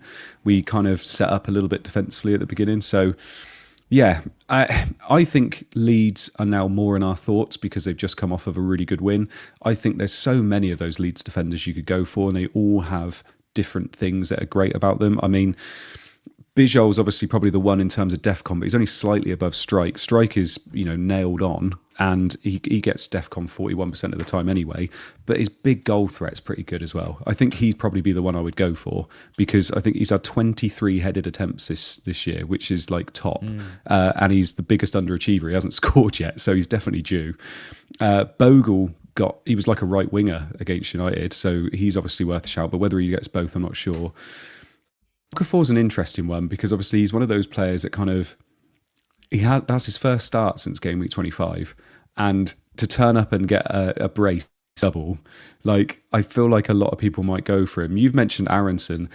If you wanted someone, if you were not on wildcard, if you weren't on free hit and you wanted someone that was just going to definitely play both and maybe definitely get DEFCON, I think you go Ampadu, because he's the one that definitely gets DEFCON. Wow, so he could get you 8 points without even thinking about it. That's a name I wasn't expecting to be mentioned today. On a free hit, I wouldn't be going for him, because he's even more boring than Aronson. But if you're somebody that has to keep them afterwards, and he's definitely going to keep on playing. He plays 90 every week, so he is a bit of a DEFCON beast. But I mean, it's not easy to pick from. When you said about the minutes, by the way, Truefair, Scott, and Evan Nilsson are nailed on for starting both. Unless an injury happens, they're definitely starting both. Krupi's the interesting one, though, because I still think Krupi and Tavernier are sharing pens. I said ages ago that I thought Krupi was going to take the next one. Tavernier did, and then the next one they got, Tavernier was on the pitch, and Krupi took it. So there will be a lot of Taverniers on free hits and on wildcards, but he's not nailed on for pens. He does take obviously set pieces, and he will play. But whether he's definitely nailed on for pens, I think he's going to share them with Krupi. I'm not going Tavernier. Not going Tavernier. I think he's so highly owned in everyone. I think he's good. I think he's a fine option. Like, he's on pens. He plays pen share. He's on 90. He plays for a good Bournemouth team. I get it. Don't get me wrong. But the level of love for Tavernier does blown my mind when there are, I think, other options that could do well. So him and João Pedro are the ones that I think are just in pretty much everyone's team, whether you're free hit or not. They're the two that I'm going to go against. Semenyo v Cherky, I think, is closer. I'm interested to know what Luke thinks on that. Cherky seems more fun to me. Semenyo's new role as well seems a bit further away from goal. Cherky doesn't really get that close to the goal, but he's got that bit of magic in him. Well, the important thing there, I think, is when you're on free hit, it is that opportunity to go for players that you normally wouldn't go for because they do, they're obviously not long-term options. There's minute issues or whatever. I mean, on my free hit, the first one in the first part of the season, I got Doku, and he got me 11 points. I think the free hit was a tragedy, apart from that one pick that I picked different from everyone else. Is he an option? Is he an option this week? Yeah, it obviously doesn't mean it's going to happen this week, but I think Doku is an option this week because I think there's almost no doubt that he'll play versus Arsenal. I mean, you can look at the cup game they had against Arsenal the other day where they won 2-0. You'd be surprised if he changed it, right? And it's been the same team that's been playing. And then Pep has name-dropped Doku particular versus like teams like Burnley. I imagine they are going to sit deep and, they're going to buy either a back four or a back five, and they're going to have the two centre midfielders sitting right in, closing all the space off. And he's name-checked the people like Doku and stuff that have to create the space out wide, and then he'll have like interesting people in the pocket. So I can't see him not playing Doku in that game for that reason. And interesting, they won 5-1 in the other fixture earlier in the season, and like he played really wide wingers there, and Savio played very well in that game, and he played wide right. So there is a small chance, given the turnaround, that he uses Savio in the Burnley game for me. And obviously that's where Semenyu's playing. So ooh, that's a cat in the yeah, business. I don't think it will happen because obviously they didn't have Semenyo at that point, and Semenyo can also do that, right? And Pep's mentioned this week already about the pressing. Doku and Cherky can't really press for the whole time, hence why they're the people that come off at 70. Semenyo stays on for the last 20 minutes because he still keeps up that side of the game. So I'd be surprised if it was him that came off. But there is a chance anyway that Savio could play the wide right role, and then obviously Semenyo could go to the left instead of Doku or whatever. But it's just something to be of note. So I think you can be different. It's just that with the likes of Cherky and Doku, if they do start twice, they're probably going to come off around the 70th minute again because it's just kind of been what's happening. And that's why Semenyo appeals, right? Because if he starts, he's going to stay on the pitch for 90, and everything we've seen since he's joined Man City suggests that he's going to play, and he's going to play close to 90.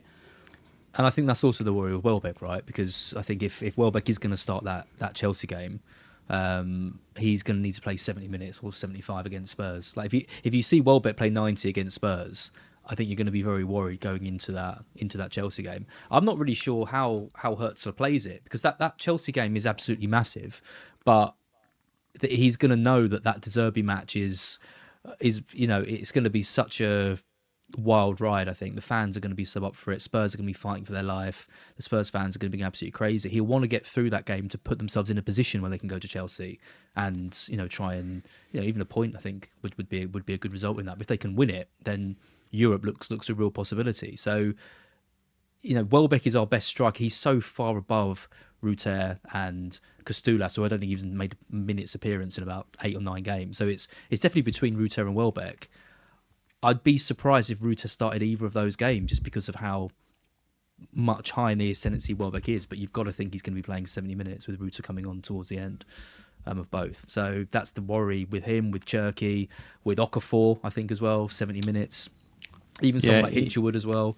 He stinks of a trap, doesn't he, Okafor? Because he's just scored the brace. Like, I get it, but yeah, he's got every opportunity of just coming off at 70 and then maybe not playing the next game or whatever. If he's particularly bad in that performance. So a lot of the time, why it's hard to guess is because it's also linked to how well they do on that performance, right? If you're not a player that's constantly in the 11, and you've just had a great performance, you might get rewarded. But if he comes in for the first game and he absolutely stinks, you're then worried about the next one, right? So it's not a player I'd want to chance it with for that reason. Yeah. On Evan Nielsen as well, I think there is some doubt on him because in midweeks previously he has been benched. I'm not sure it will happen, but people have mentioned it. Very rare, but it does happen occasionally with him. Yeah, I hate Evan. I just hate Evan Nielsen as an FPL pick.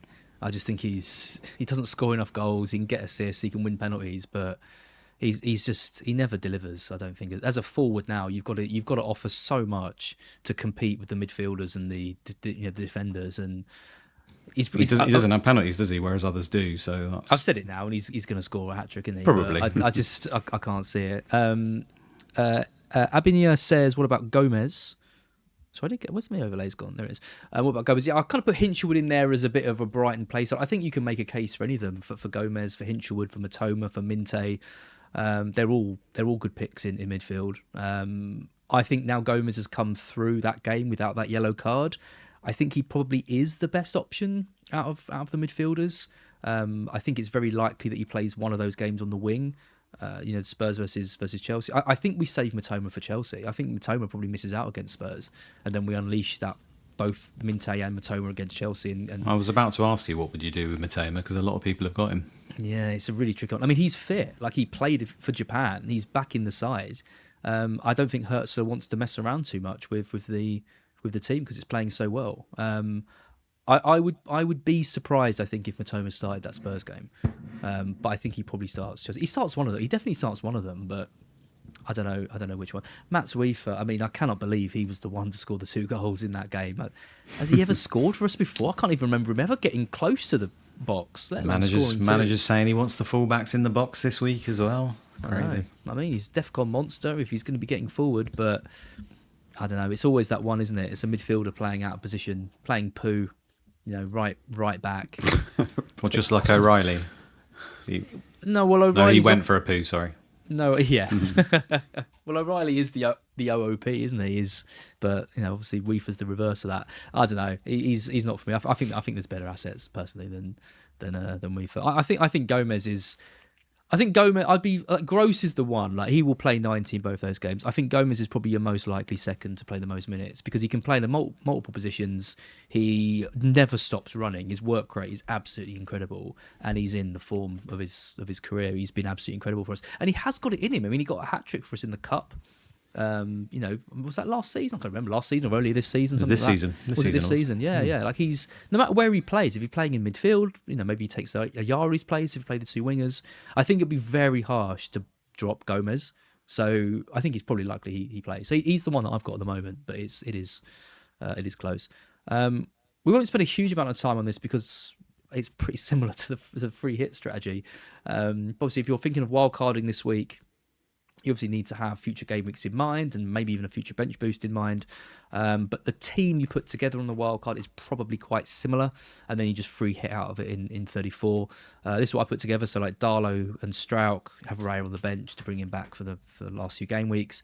Hill and Gahey, Palmer, Gross, Tavernier, Semenyo, Haaland, Calvert-Lewin, João Pedro. I mean, a lot of those are the same players we've just mentioned. I think it's actually an identical 7 to what I just shown, and then you have like Fernandez, Gabriel, and Richards or Lacroix or someone on the bench to get ready for that Palace game week. I mean, and if you played the free hit, is the free hit active? Yeah. Was there any consideration to wildcard this week rather than 35? No, not at all. I kind of locked myself into 35, thinking, like I said, I like my 34 team, and then 35 I wanted to attack the last kind of 4 game weeks basically and hope that something happened that spiced things up. I was talking last week when I said that I was hoping that De Zerbi coming into Spurs might be that. It might be that Isak is now that person, that we could maybe jump on him. Maybe that's something we could do. I don't know. But there's always teams you can kind of attack towards the end. But no, for all those on Wildcard 33, I'm genuinely interested to see how they get on, because obviously that was the third and lesser played strategy. So I am interested to see how they get on. But I think this team is, I was going to say, I hoped you put a Palace player in the Wildcard 33, and obviously you did. So yeah, I think this is pretty much exactly how I would have it. And it's not going to be massively dissimilar to what we end up wildcarding to in 35, because you're going to want your Leeds players because they play Burnley. You're going to have a couple of Palace. If City are still in the title race, you're still going to have probably 3 City. So we're all going to end up in and around the same team anyway. But it just gives you that few extra game weeks, doesn't it? Like, we go into 35, maybe the title race is done. Maybe there are some relegation scraps that we can look at. Maybe there's European places still going on. Just having that bit of information, I think, to me is useful, particularly considering we're going to be bench boosting in 36. Yeah. Would you do, Luke? Just out of interest, would you agree with Andy and I? If you've still got your wild card and your free hit, would you still be? I think so, but to be honest, once I've fixated on my strategy, I haven't really looked at what anyone else would do. I did mention it last week that what you said right at the end there, I think all of our teams end up converging around 30 anyway to largely the same team. So, yeah, I mean, it looks fine.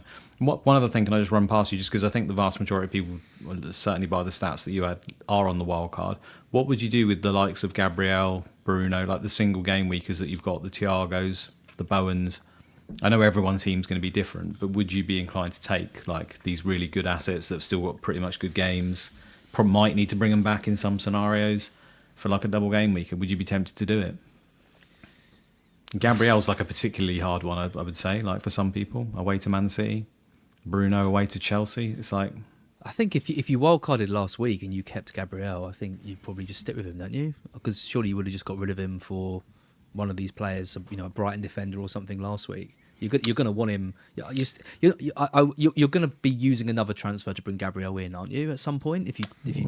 I suppose that's another thing about it is there are avenues where you can go, I'm just going to ignore Arsenal now, because it's not just Gabriel. It's like the Arsenal defensive EO is like 130% or something. Yeah, true. Yeah. So if you want to be different, you know, you don't necessarily need to bring Gabriel back in, because I think if you look at it, like a lot of the teams that we've picked have all got good fixtures, like pretty much every week, and then you end up with double Palace defence or Manoz, and then you don't necessarily need to go back. You can either go back in 35 or 37 if you want to. It's a good run. I mean, well, it is, isn't Newcastle it? at home, Fulham at home, West Ham away, Burnley at home, Palace away.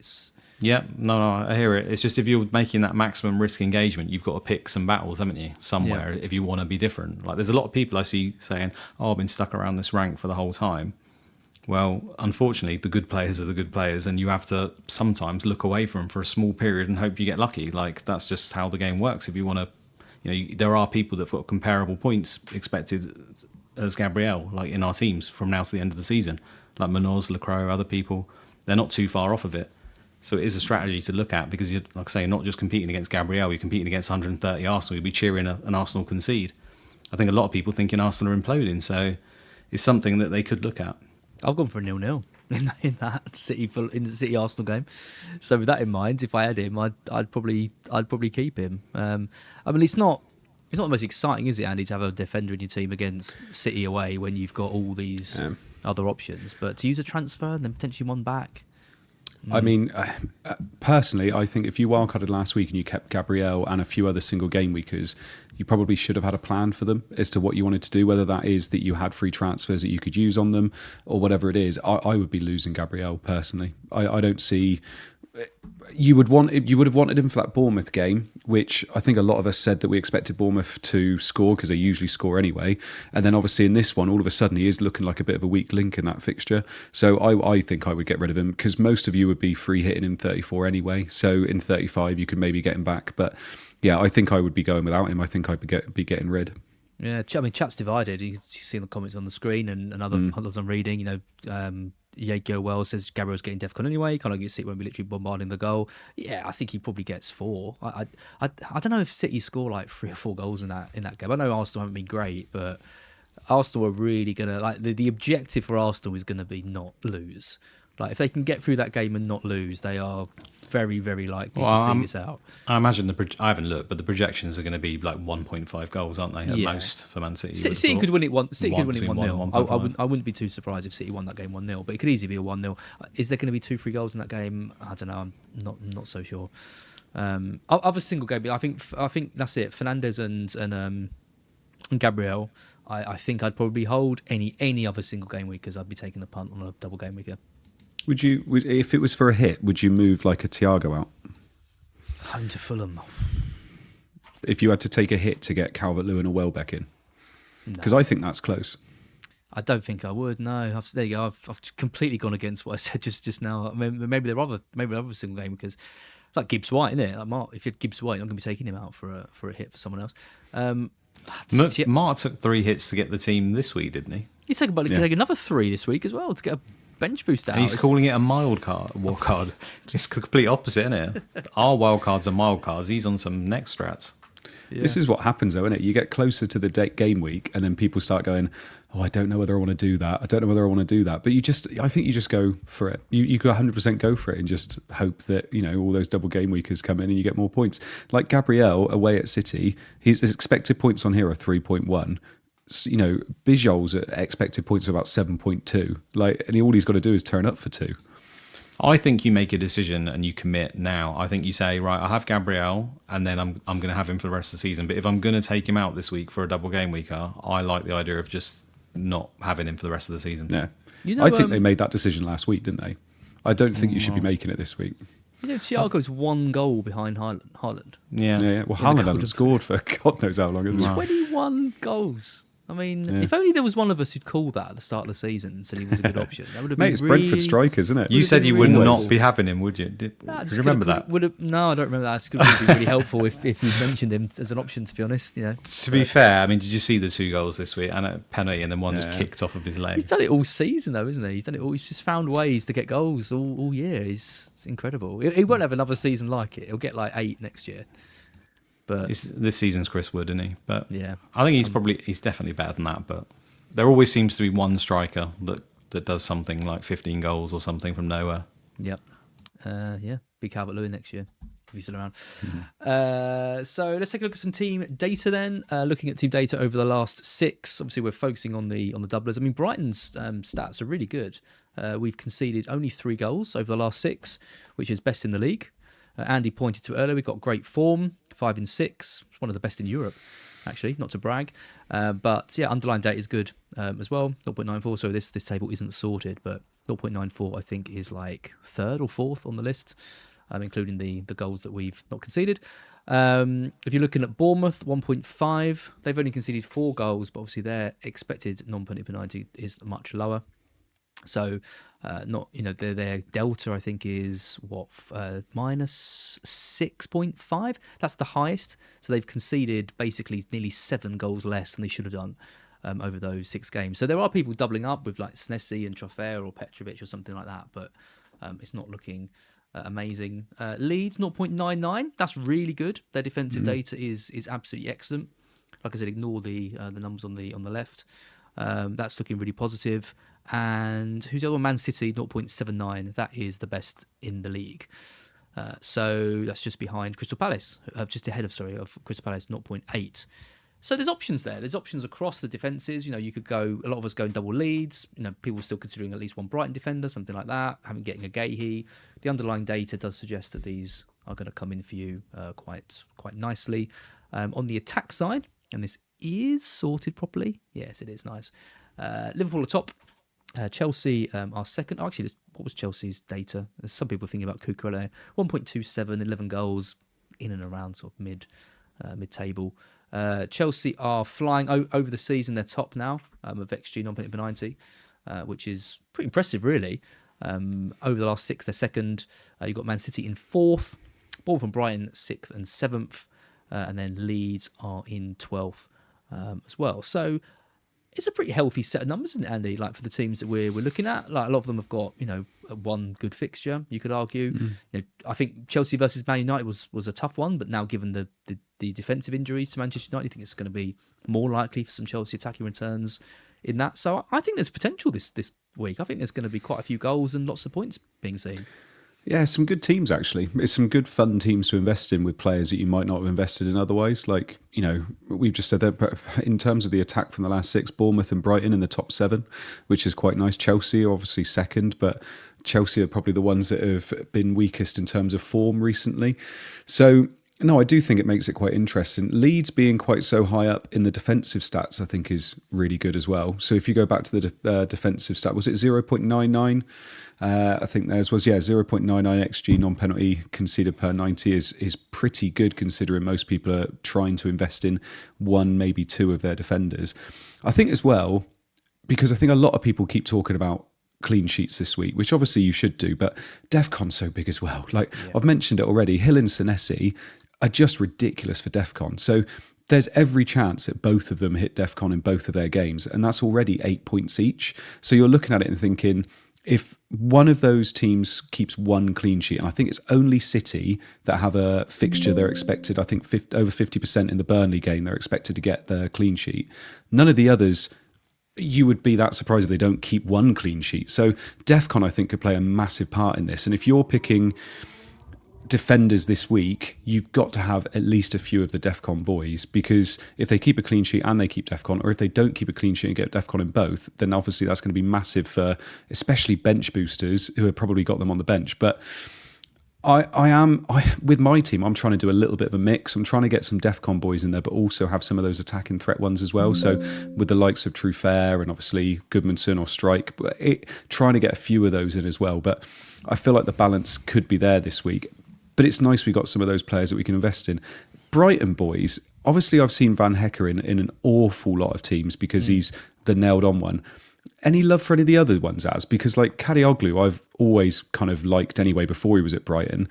He's kind of nailed at the moment, isn't he? And like Boscagli, I think, played at the weekend. Any of the other ones that you're looking at? I just don't really know why you would. Like Kadioglu is... Just go Van Hecker. I just think Kadioglu is such an unbelievably good player. Like he is, like he's come into that position on the left, and it's been a problem position for us for quite a while. You know, De Kuyper was obviously there. Barco was the guy that was supposed to be that talisman, but we'll have to wait a bit to see his full potential. I'm sure that's coming next season for Chelsea. But he is incredible, and I love watching him play when he signed and he got that bad injury, and then he's come back and he's been amazing. But I mean, look at his stats. He doesn't hit DEFCON. He's nowhere near 7. Per 90, and his XG per 90 is 0.07. Like, he just doesn't get full. He's got a screamer in him, and it's a free hit. Like, it would not surprise me if he got the ball on the edge of the area and just smashed one in. You know, the stats can't account for that. But you look at Kadioglu, you look at Boscagli, you look at Vifa, but he's a midfielder in the game. And I just think Van Hecker gives you a little bit of attacking threat from corners. He's getting 13 DEFCON per 90. A success of over 66%. He'll get DEFCON in one of those. He'll get DEFCON in both of those games. I'm sure he will.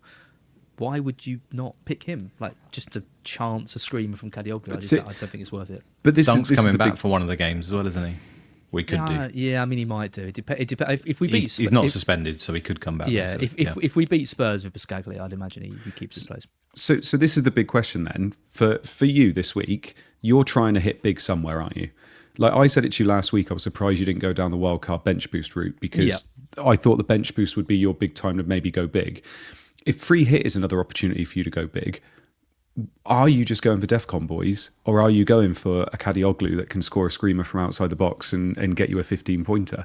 Like, which way are you going? I've got none of the DEFCON boys in my defence. There you go. So what, but you've got Van Hecker. I know, I haven't got Van Hecker. See, I'd be tempted to go for a triple up in defence on Leeds and then play a back 5 with all the DEFCON guys, and you just squeeze out like 20 to 30 extra jammy points on clean sheets and DEFCONs, because that's what this season's been. You're going to load up with all these attackers and they're going to do jack shit. It is not the worst. It's not the worst case. I mean, I'm looking at Leeds, for example, and I was so impressed with Bogle in that game. I thought he just marauders, doesn't he? I mean, he was given a lot of space, like, to do his thing, but I've seen a few games where he's done that. I mean, his XG per 90 over the last 6 is 0.32. That's one of the best in the league.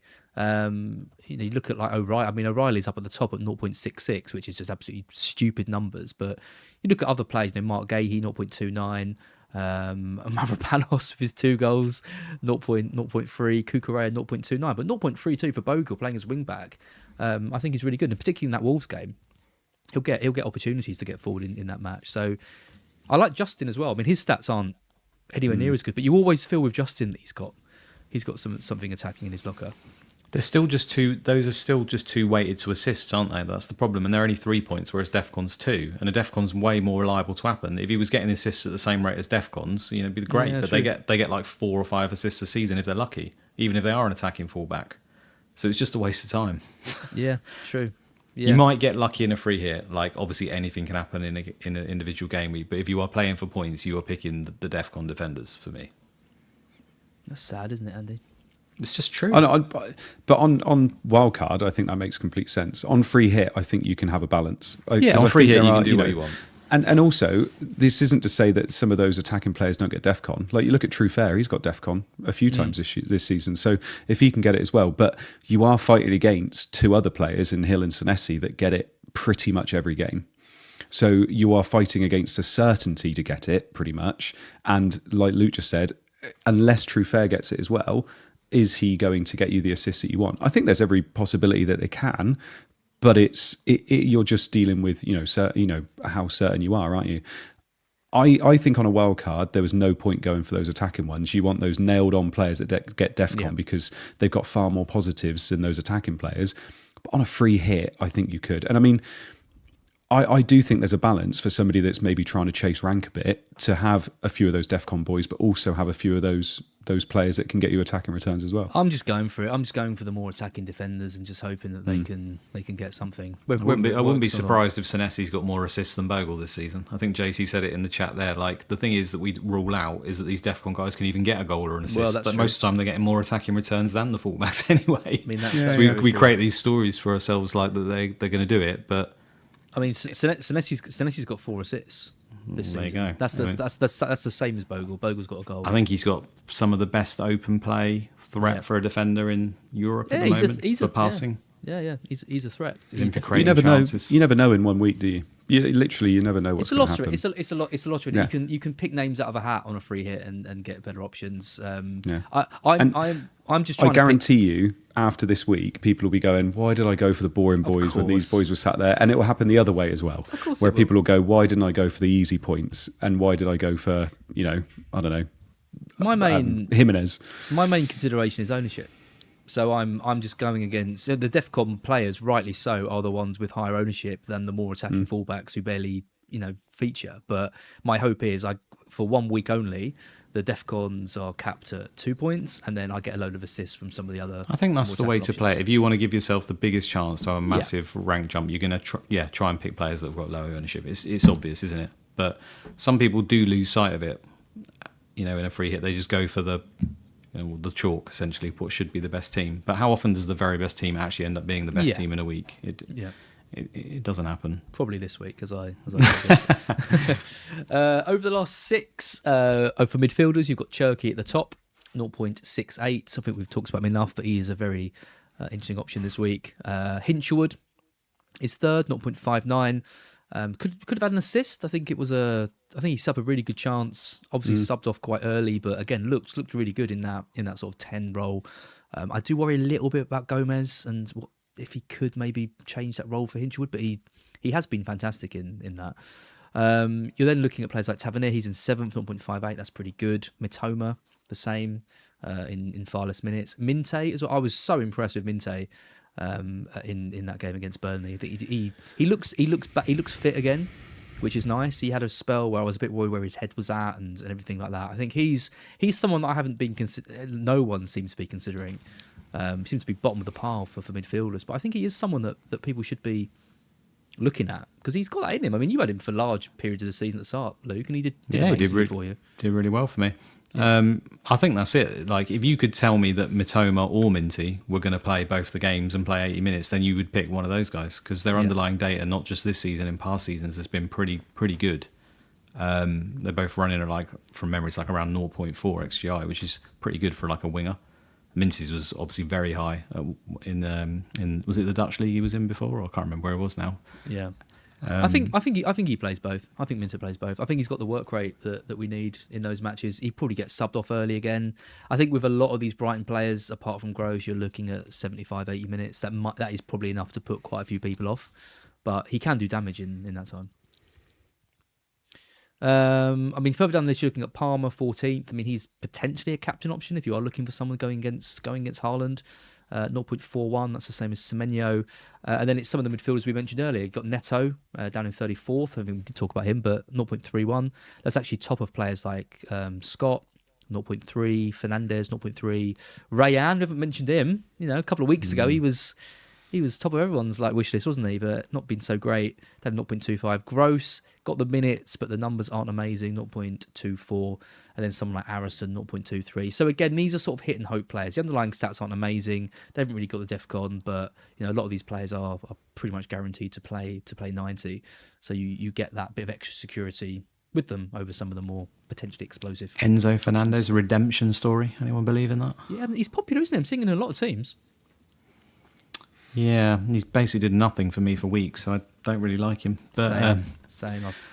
I don't know where he's going to play, but I suppose it doesn't really matter because wherever he plays, there's pros and cons to the position. I think. Do you guys think he plays both games like 90 minutes and it's just done now? Because I think some people are concerned about that. I reckon so. Yeah, I think. So. I think he's too important. I mean, they've lost their last 3 games. They got Sheriff Palmer's off. They got to do something, and they I'm lose this next game. I'm with you on that. And Chelsea still are like right at the top, aren't they, on the team attack data? So yeah, I think he is still a pretty valid option. It's just I think some of the set pieces get taken away from him from various players depending on the pitch or not. Obviously, Palmer hitting 90s now means that like he doesn't really have much pen share either. But the thing is, his underlying data has just been pretty good all season. So yeah, and even if he plays in the middle, he could get DEFCON. So he's still a good pick, I think. Yeah, I'm not looking at him personally. But he's just is his EO high? It probably might still be. He's burnt me too many times. He's 12% owned. I imagine that's a lot lower. Because I think just most people have got rid of him. I don't think many people picked him on wildcard, for example. You only pick him on a free hit. I mean, that is one advantage, isn't it? You can pick someone like Enzo, who no one would have gone with on the wildcard, and then hope he delivers on the free hit. But I don't know. Chelsea just aren't great. They're just not good. It's not a good team. They're lucky to be playing Man U at a time when they've got no centre backs, but I don't have any faith in them whatsoever against a decent side. Personally. Forwards over the last 6, João Pedro, he is top 1.07. He is not in my free hit team. I've got to say, I'm a bit worried about him. But yeah, I mean, the XG per shot of 0.23 as well. It shows he's getting to some really good positions. When he is getting shots, you don't often see such a correlation between high XG and good shots. It's normally like volume rather than quality, and he's having really, really good opportunities, similar to Thiago, for example, who's just below him on 0.72. Welbeck, 0.5. Does he play both? Like I said, I think he starts both, but you're looking at early subs for him. Zach Fleming. How's that for a differential Burnley striker?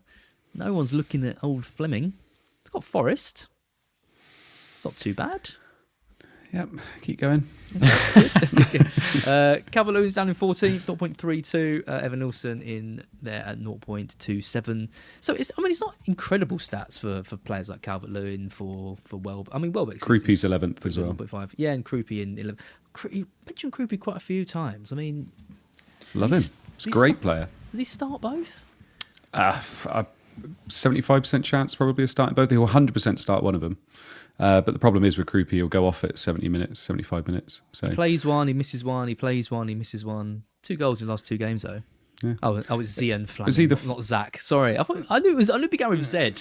Zian. No, Krupi, first teenager to score 10 plus goals in the Prem since God knows when. So wow, he's a fantastic player. Yeah. If he was starting both, obviously, like I said, goes off 70, 75. Same as Welbeck. Who do we expect us to do better? Krupi could have pens as well. Yeah, true. I think I'm just biased. I just really want Welbeck to get another 5 or 6 goals and then get that little call up from Southgate. It's to say, do you know what? Come on, Danny, get on the plane. Yeah, maybe. you're our England, backup, and then Harry Kane. He drops a plate on his foot or something, gets a little injury, and it's like, right, Welbeck, you're our number 1 now. And he's exactly the guy you want to take on a hot tournament with games every 2 days, isn't it? What a story that would be. Well, we'll see, won't we? We'll see. This is a perfect opportunity for Welbeck to start 2 games in 3 or 4 days and show I keep saying Southgate. You're having in the mare, past. I'm living in the past. Is that Zach Southgate? Zach Tuchel. I was going to make that joke. Damn it. Do you know what, the added benefit of going for Fleming is that everyone else will have O'Reilly. So if he does score that EO, just think of that EO, baby. Stop getting in my head. Stop getting in my head. I'm not going to pick old Zach. Yeah, sorry, a few people saying Southgate. That was bad. I haven't adapted to this new Tuchel regime. It's Calvert, but it's got to be said as well. Calvert-Lewin, obviously Bamford's still there, isn't he? So you've got to be careful about him for rotation. Oh, then we've got to come on to this. We'll show the standings first. I mean, you absolutely killed me this week as well with the fixture standings. I mean, look at that. I did. Plus 9. I've got Beautiful. +3. I'm fucking Mercurial Squid has overtaken me. That was my Sunderland 1-0 home win. I know. It was so obvious, wasn't it? It was so obvious. I gave Spurs a point in that game. What an idiot. The other big news is Hesmo is no longer top. He's led pretty much the entire season. Actor Jeff is now top with Jobberlob just behind him in second, Yeah. and you're in Just fourth. I 7 mean, away now. You're 7 in, away. You're right in there. I've been 9 away for ages, so I'm happy to actually get some points on the guys in top. So yeah, 7 points. I can have that. I don't want to send you this. I'm down in 8th. I think I'm finished now, but yeah, you've still got a chance. These are our fixtures. We'll rattle through these because there's quite a few. I think we'll let's spend a bit more time on the doubles. Brentford Fulham, I've gone for a 1-1. You've gone for a 2-1. Leeds Wolves, I've gone for a 2-1 Leeds. You've gone for a 2-0. That would be a lovely start, wouldn't it, for everyone basically? Yeah, would All be a these really doublers. good start. Wolves looked desolate, didn't they, in the last game? And I do think this kind of he did so well for so long. I just think they're struggling now. So yeah, I've gone for that. Leeds look all right. Yeah, you got 2 Leeds defenders, Luke. I've got 3, I think. Got Have I? No, I haven't. Leeds? I've got Calvert-Lewin. No, I've got 2. Okay, good. I think Late Riser's got 3. I think I saw him on the wire saying he had 3. Newcastle Bournemouth, I've gone for a Bournemouth win, away win. You've gone for a draw, Andy. Yeah, Howe's never won at Bournemouth, has he? So I've gone 1-1. Spurs Brighton 3-1. I think we crush them. I'm not going to lie. You've gone for a 2-1. I will feel bad. I mean, one of my best friends is a Spurs fan. Sam is obviously a Spurs fan as well. I will feel a bit bad, but we need points. If that happens and they lose and Leeds have got Wolves and Forest have got Burnley, this could be an awful weekend for Spurs again.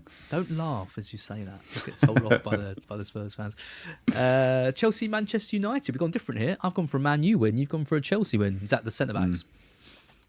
Centre backs and just away from home at Chelsea. Unless they get a player sent off again, I think it's going to be. Yeah, I think they're going to win. Unfortunately. Yep. Villa, Sunderland. I've gone for a 0-0. You've gone for a 1-0 Villa. Sunderland away. Yeah. 1-0. Yeah, I should just back you on these. We've got different on this one. Everton, Liverpool. You've gone for a Liverpool win, 2-1. I've gone for an Everton win. I think this is their marquee new stadium. Let's They're not as good at home, though, are they? No, they're terrible. But this is what I mean. I feel like this is going to be the one that cements the ground as being like everyone will remember that season, that first season in the new ground where they beat Liverpool. That's my prediction. Could do. Isak Brace, I reckon. Yeah, but Ekitike out is massive for them. Forest Burnley, you've gone for a 1-0. I've gone for a 2-1. Yes, easy 1-0. Yeah, City Arsenal, I've gone for a 2-0. So have you. Interesting game. I changed that to 0-0. I didn't mean to have that as 2-0. So I have got 0-0 on that. You've gone for a 2-0. I think that's just going to be a ball draw. I think that's just going to be Arsenal just aren't going to want to lose, and it's going to be an absolute hammering, I think, from City in the last 10 minutes. And maybe City score early and it's a different game, but if Arsenal score early, it's going to be the most boring game in the world. So it's going to be. I'm hoping City put to bed this boring football and go, look, this is how you win a league. That's what I'm hoping. Yeah, I don't think that's going to happen, but it's a nice aim to have. Palace West Ham. I've gone for a West Ham win 2-1. You've gone for a Palace. We've got a bit different here. This could be quite an interesting week for us. Brighton Chelsea. We've both gone for Brighton win, obviously, because Brighton are amazing, and it's Chelsea, our arch nemesis. So I think 2-1 in that. Bournemouth Leeds. I've gone for a 2-1 Bournemouth. So have you. So I've got 2 Leeds players. I'm not predicting a single clean sheet. So that's good with my defence in Leeds. Yes, excellent. And then finally we have Burnley versus Man City. And I think that is the safest call of all to say that City are going to win that quite comfortably. And we've both gone for a 3-0. Andy, let's see your free hit team. Yes, this is it at the moment. So I've got double Leeds defence and double Bournemouth defence. So I've got Darlow and Strike at the back. And then I've got Hill, who's been so good for me this season. I'm going to keep him for this week and I hope for the DEFCON, which hopefully he will get in both games. I've also gone Trufair because I've said so many good things about him this season, and I feel like going with Trufair and Hill means I've got the DEFCON, and Trufair can get DEFCON, and obviously hopefully he gets something attacking wise. Maybe he's also completely nailed and plays every minute, so I don't think it's too bad to go with him against Senesi. It does feel like maybe you're starting 4 points down on Senesi, but like I said, Trufair can get it as well. Then I've got Semenyo, Palmer, Tavernier and Cherky. Going for Cherky. If O'Reilly is somehow declared fit to play, then I will swap this all around. Trufair will become O'Reilly and I'll put someone else into the middle, because if O'Reilly's fit, he's the pick. So that's how it will go. But I think if there's any doubt about him, then it will be Cherky I go for. It's a shame because City have the best chances of clean sheets in both their games, but I feel like I want to go with the upside. Cherky could miss one maybe, but yeah, I'm going to go there if O'Reilly's out or we don't know. And then Calvert-Lewin, Pedro and Haaland. It's nothing massively different, to be perfectly honest.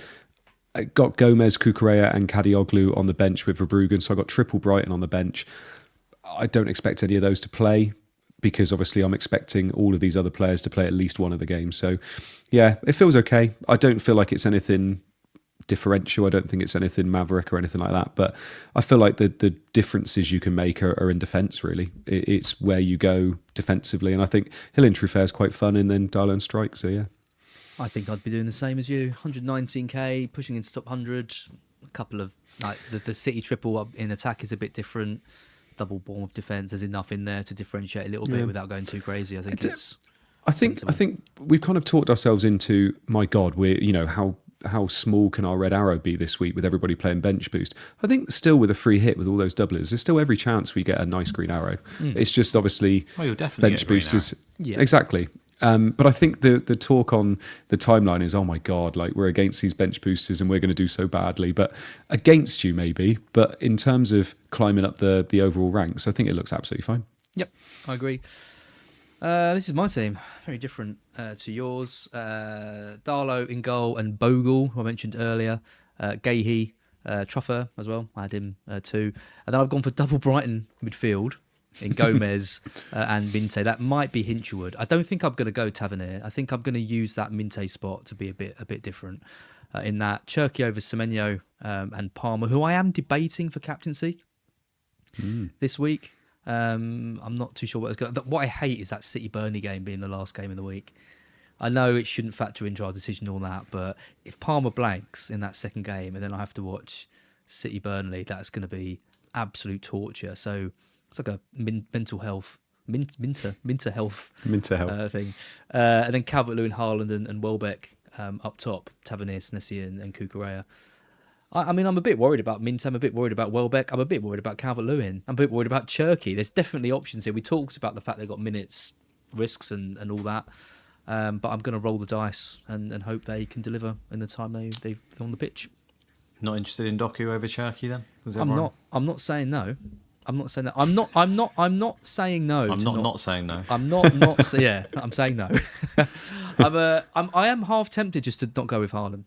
And I think if I do decide to captain Palmer, I think I will just drop Haaland completely, and that would then open up a spot for that either must Doku be or... painful for you to captain Palmer after you just slagged off Chelsea and say they're Well, going to be terrible. I just think I've gone for a Man U win and I've gone for a Brighton win, so that's the thing that's putting me off it. But it's the thing with the predictions, like we say, Andy. I mean, a lot of the time, I've predicted no clean sheets for Leeds, and I've gone with 2 Leeds defenders. Like the predictions don't always lead to what you think is. We're wrong half the time, so you can't bank on it. Completely with that. Okafor, I am a bit tempted by, or Aronson, or getting another Leeds midfielder, because obviously so many people are going for the double defence, going for double attack would differentiate it a little bit more. So that's on my mind. I could go for Van Heck over Truffair, for example, and then go for Aronson or Okafor instead of Minte. That's on my mind, but there's a couple of things that can move around. Or I could go for Bruggen over Darlow and then Minte to one of those players. So there's a few things I'm debating. I don't really want Calvert-Lewin, if I'm being honest, but Wolves at home, innit? I think it looks fine. It's only the Minty spot. I mean, if you're confident he's going to play, then It might be. fine, It might be Hinchelwood. I do love Hinchelwood. He's one of my. He probably is my favourite player actually in the Brighton team. Didn't he come off in like the 60th minute or something? He got 70, I think. He got 70, but he had left the under 21s with a slight knock, so I think he was just being rejected with that. I know his data is incredible. Yeah, his XGI was 0.77. His underlying data over the last 3, and we saw him on the last 6. Over the last 3, has been 1.03, 0.82, 0.77. Some pretty elite numbers. Be great to cheer on. Honestly, he gets into such good positions as well. He just hasn't quite got that finesse. Well, Minty's playing more of a winger as well, isn't he? So you'd think that he's get assists rather than goals. Yeah. And goals. If I was you and you're confident on Hinchelwood, I'd go Hinchelwood. Yeah, just go Hinchelwood. Yeah, I probably will. That's the little thing I needed. Luke, this is your team, and yeah, it looks really good. I have to say, it looks really, really strong this week. don't know where that chat just came from at the bottom. That was about 10 years ago. But yeah, it looks, I mean, that was the aim of it. It's going to look like a hell of a lot of other wildcards, as you guys have already noted. I don't know. I'm just going to either roll or O'Reilly to Gay, probably. I mean, I'd like to have Cherky. I really wanted to have him instead of Semenyo last week, and I chickened out. So he's probably my main sort of concern about not having. But the reality is, you've just said it, like the clean sheet rates are good for Man City. I think using 2 swaps to do it, and then Cherky could be 70 minute, or even 70 minute worst case scenario, then not play or something, and it's just probably not worth using the 2 swaps to do it. Obviously, then, you know, I'm committed that way the whole time, and then if O'Reilly does come back, you know, I'd have to then probably switch it all around again, because I think he's such a good asset. So I think it makes more sense for me to go to Mark Gahey, and then when O'Reilly comes back, if he is out, then just use the transfer to do it. Yeah, it's kind of all mapped out for the season now, really, but we all know it won't go that way. Yep. Crazy stuff will happen, injuries, you name it. I mean, the double game week for Palace is still on people's mind. How many Arsenal do you get back in? These are all the things that I've got to work out. But thankfully, it's just like, do this double game week. Obviously got the free hit next week. And then I have to hope for not too much chaos then, I guess, because, you know, in the weeks where you're using a free hit and stuff's going on, you could have, maybe it doesn't matter as much now, but you could have like 3 players that are potentially injured or something, and they're losing loads of value and that, but I don't think we care about it at this point. So yeah, it's an exciting part of the season anyway. Yep, something like that. It doesn't feel so exciting when I see your team and I think I could have had that, and I went this other route, and it does worry me. I mean, are you worried, Andy, seeing this team? Think we might lose a bit of ground?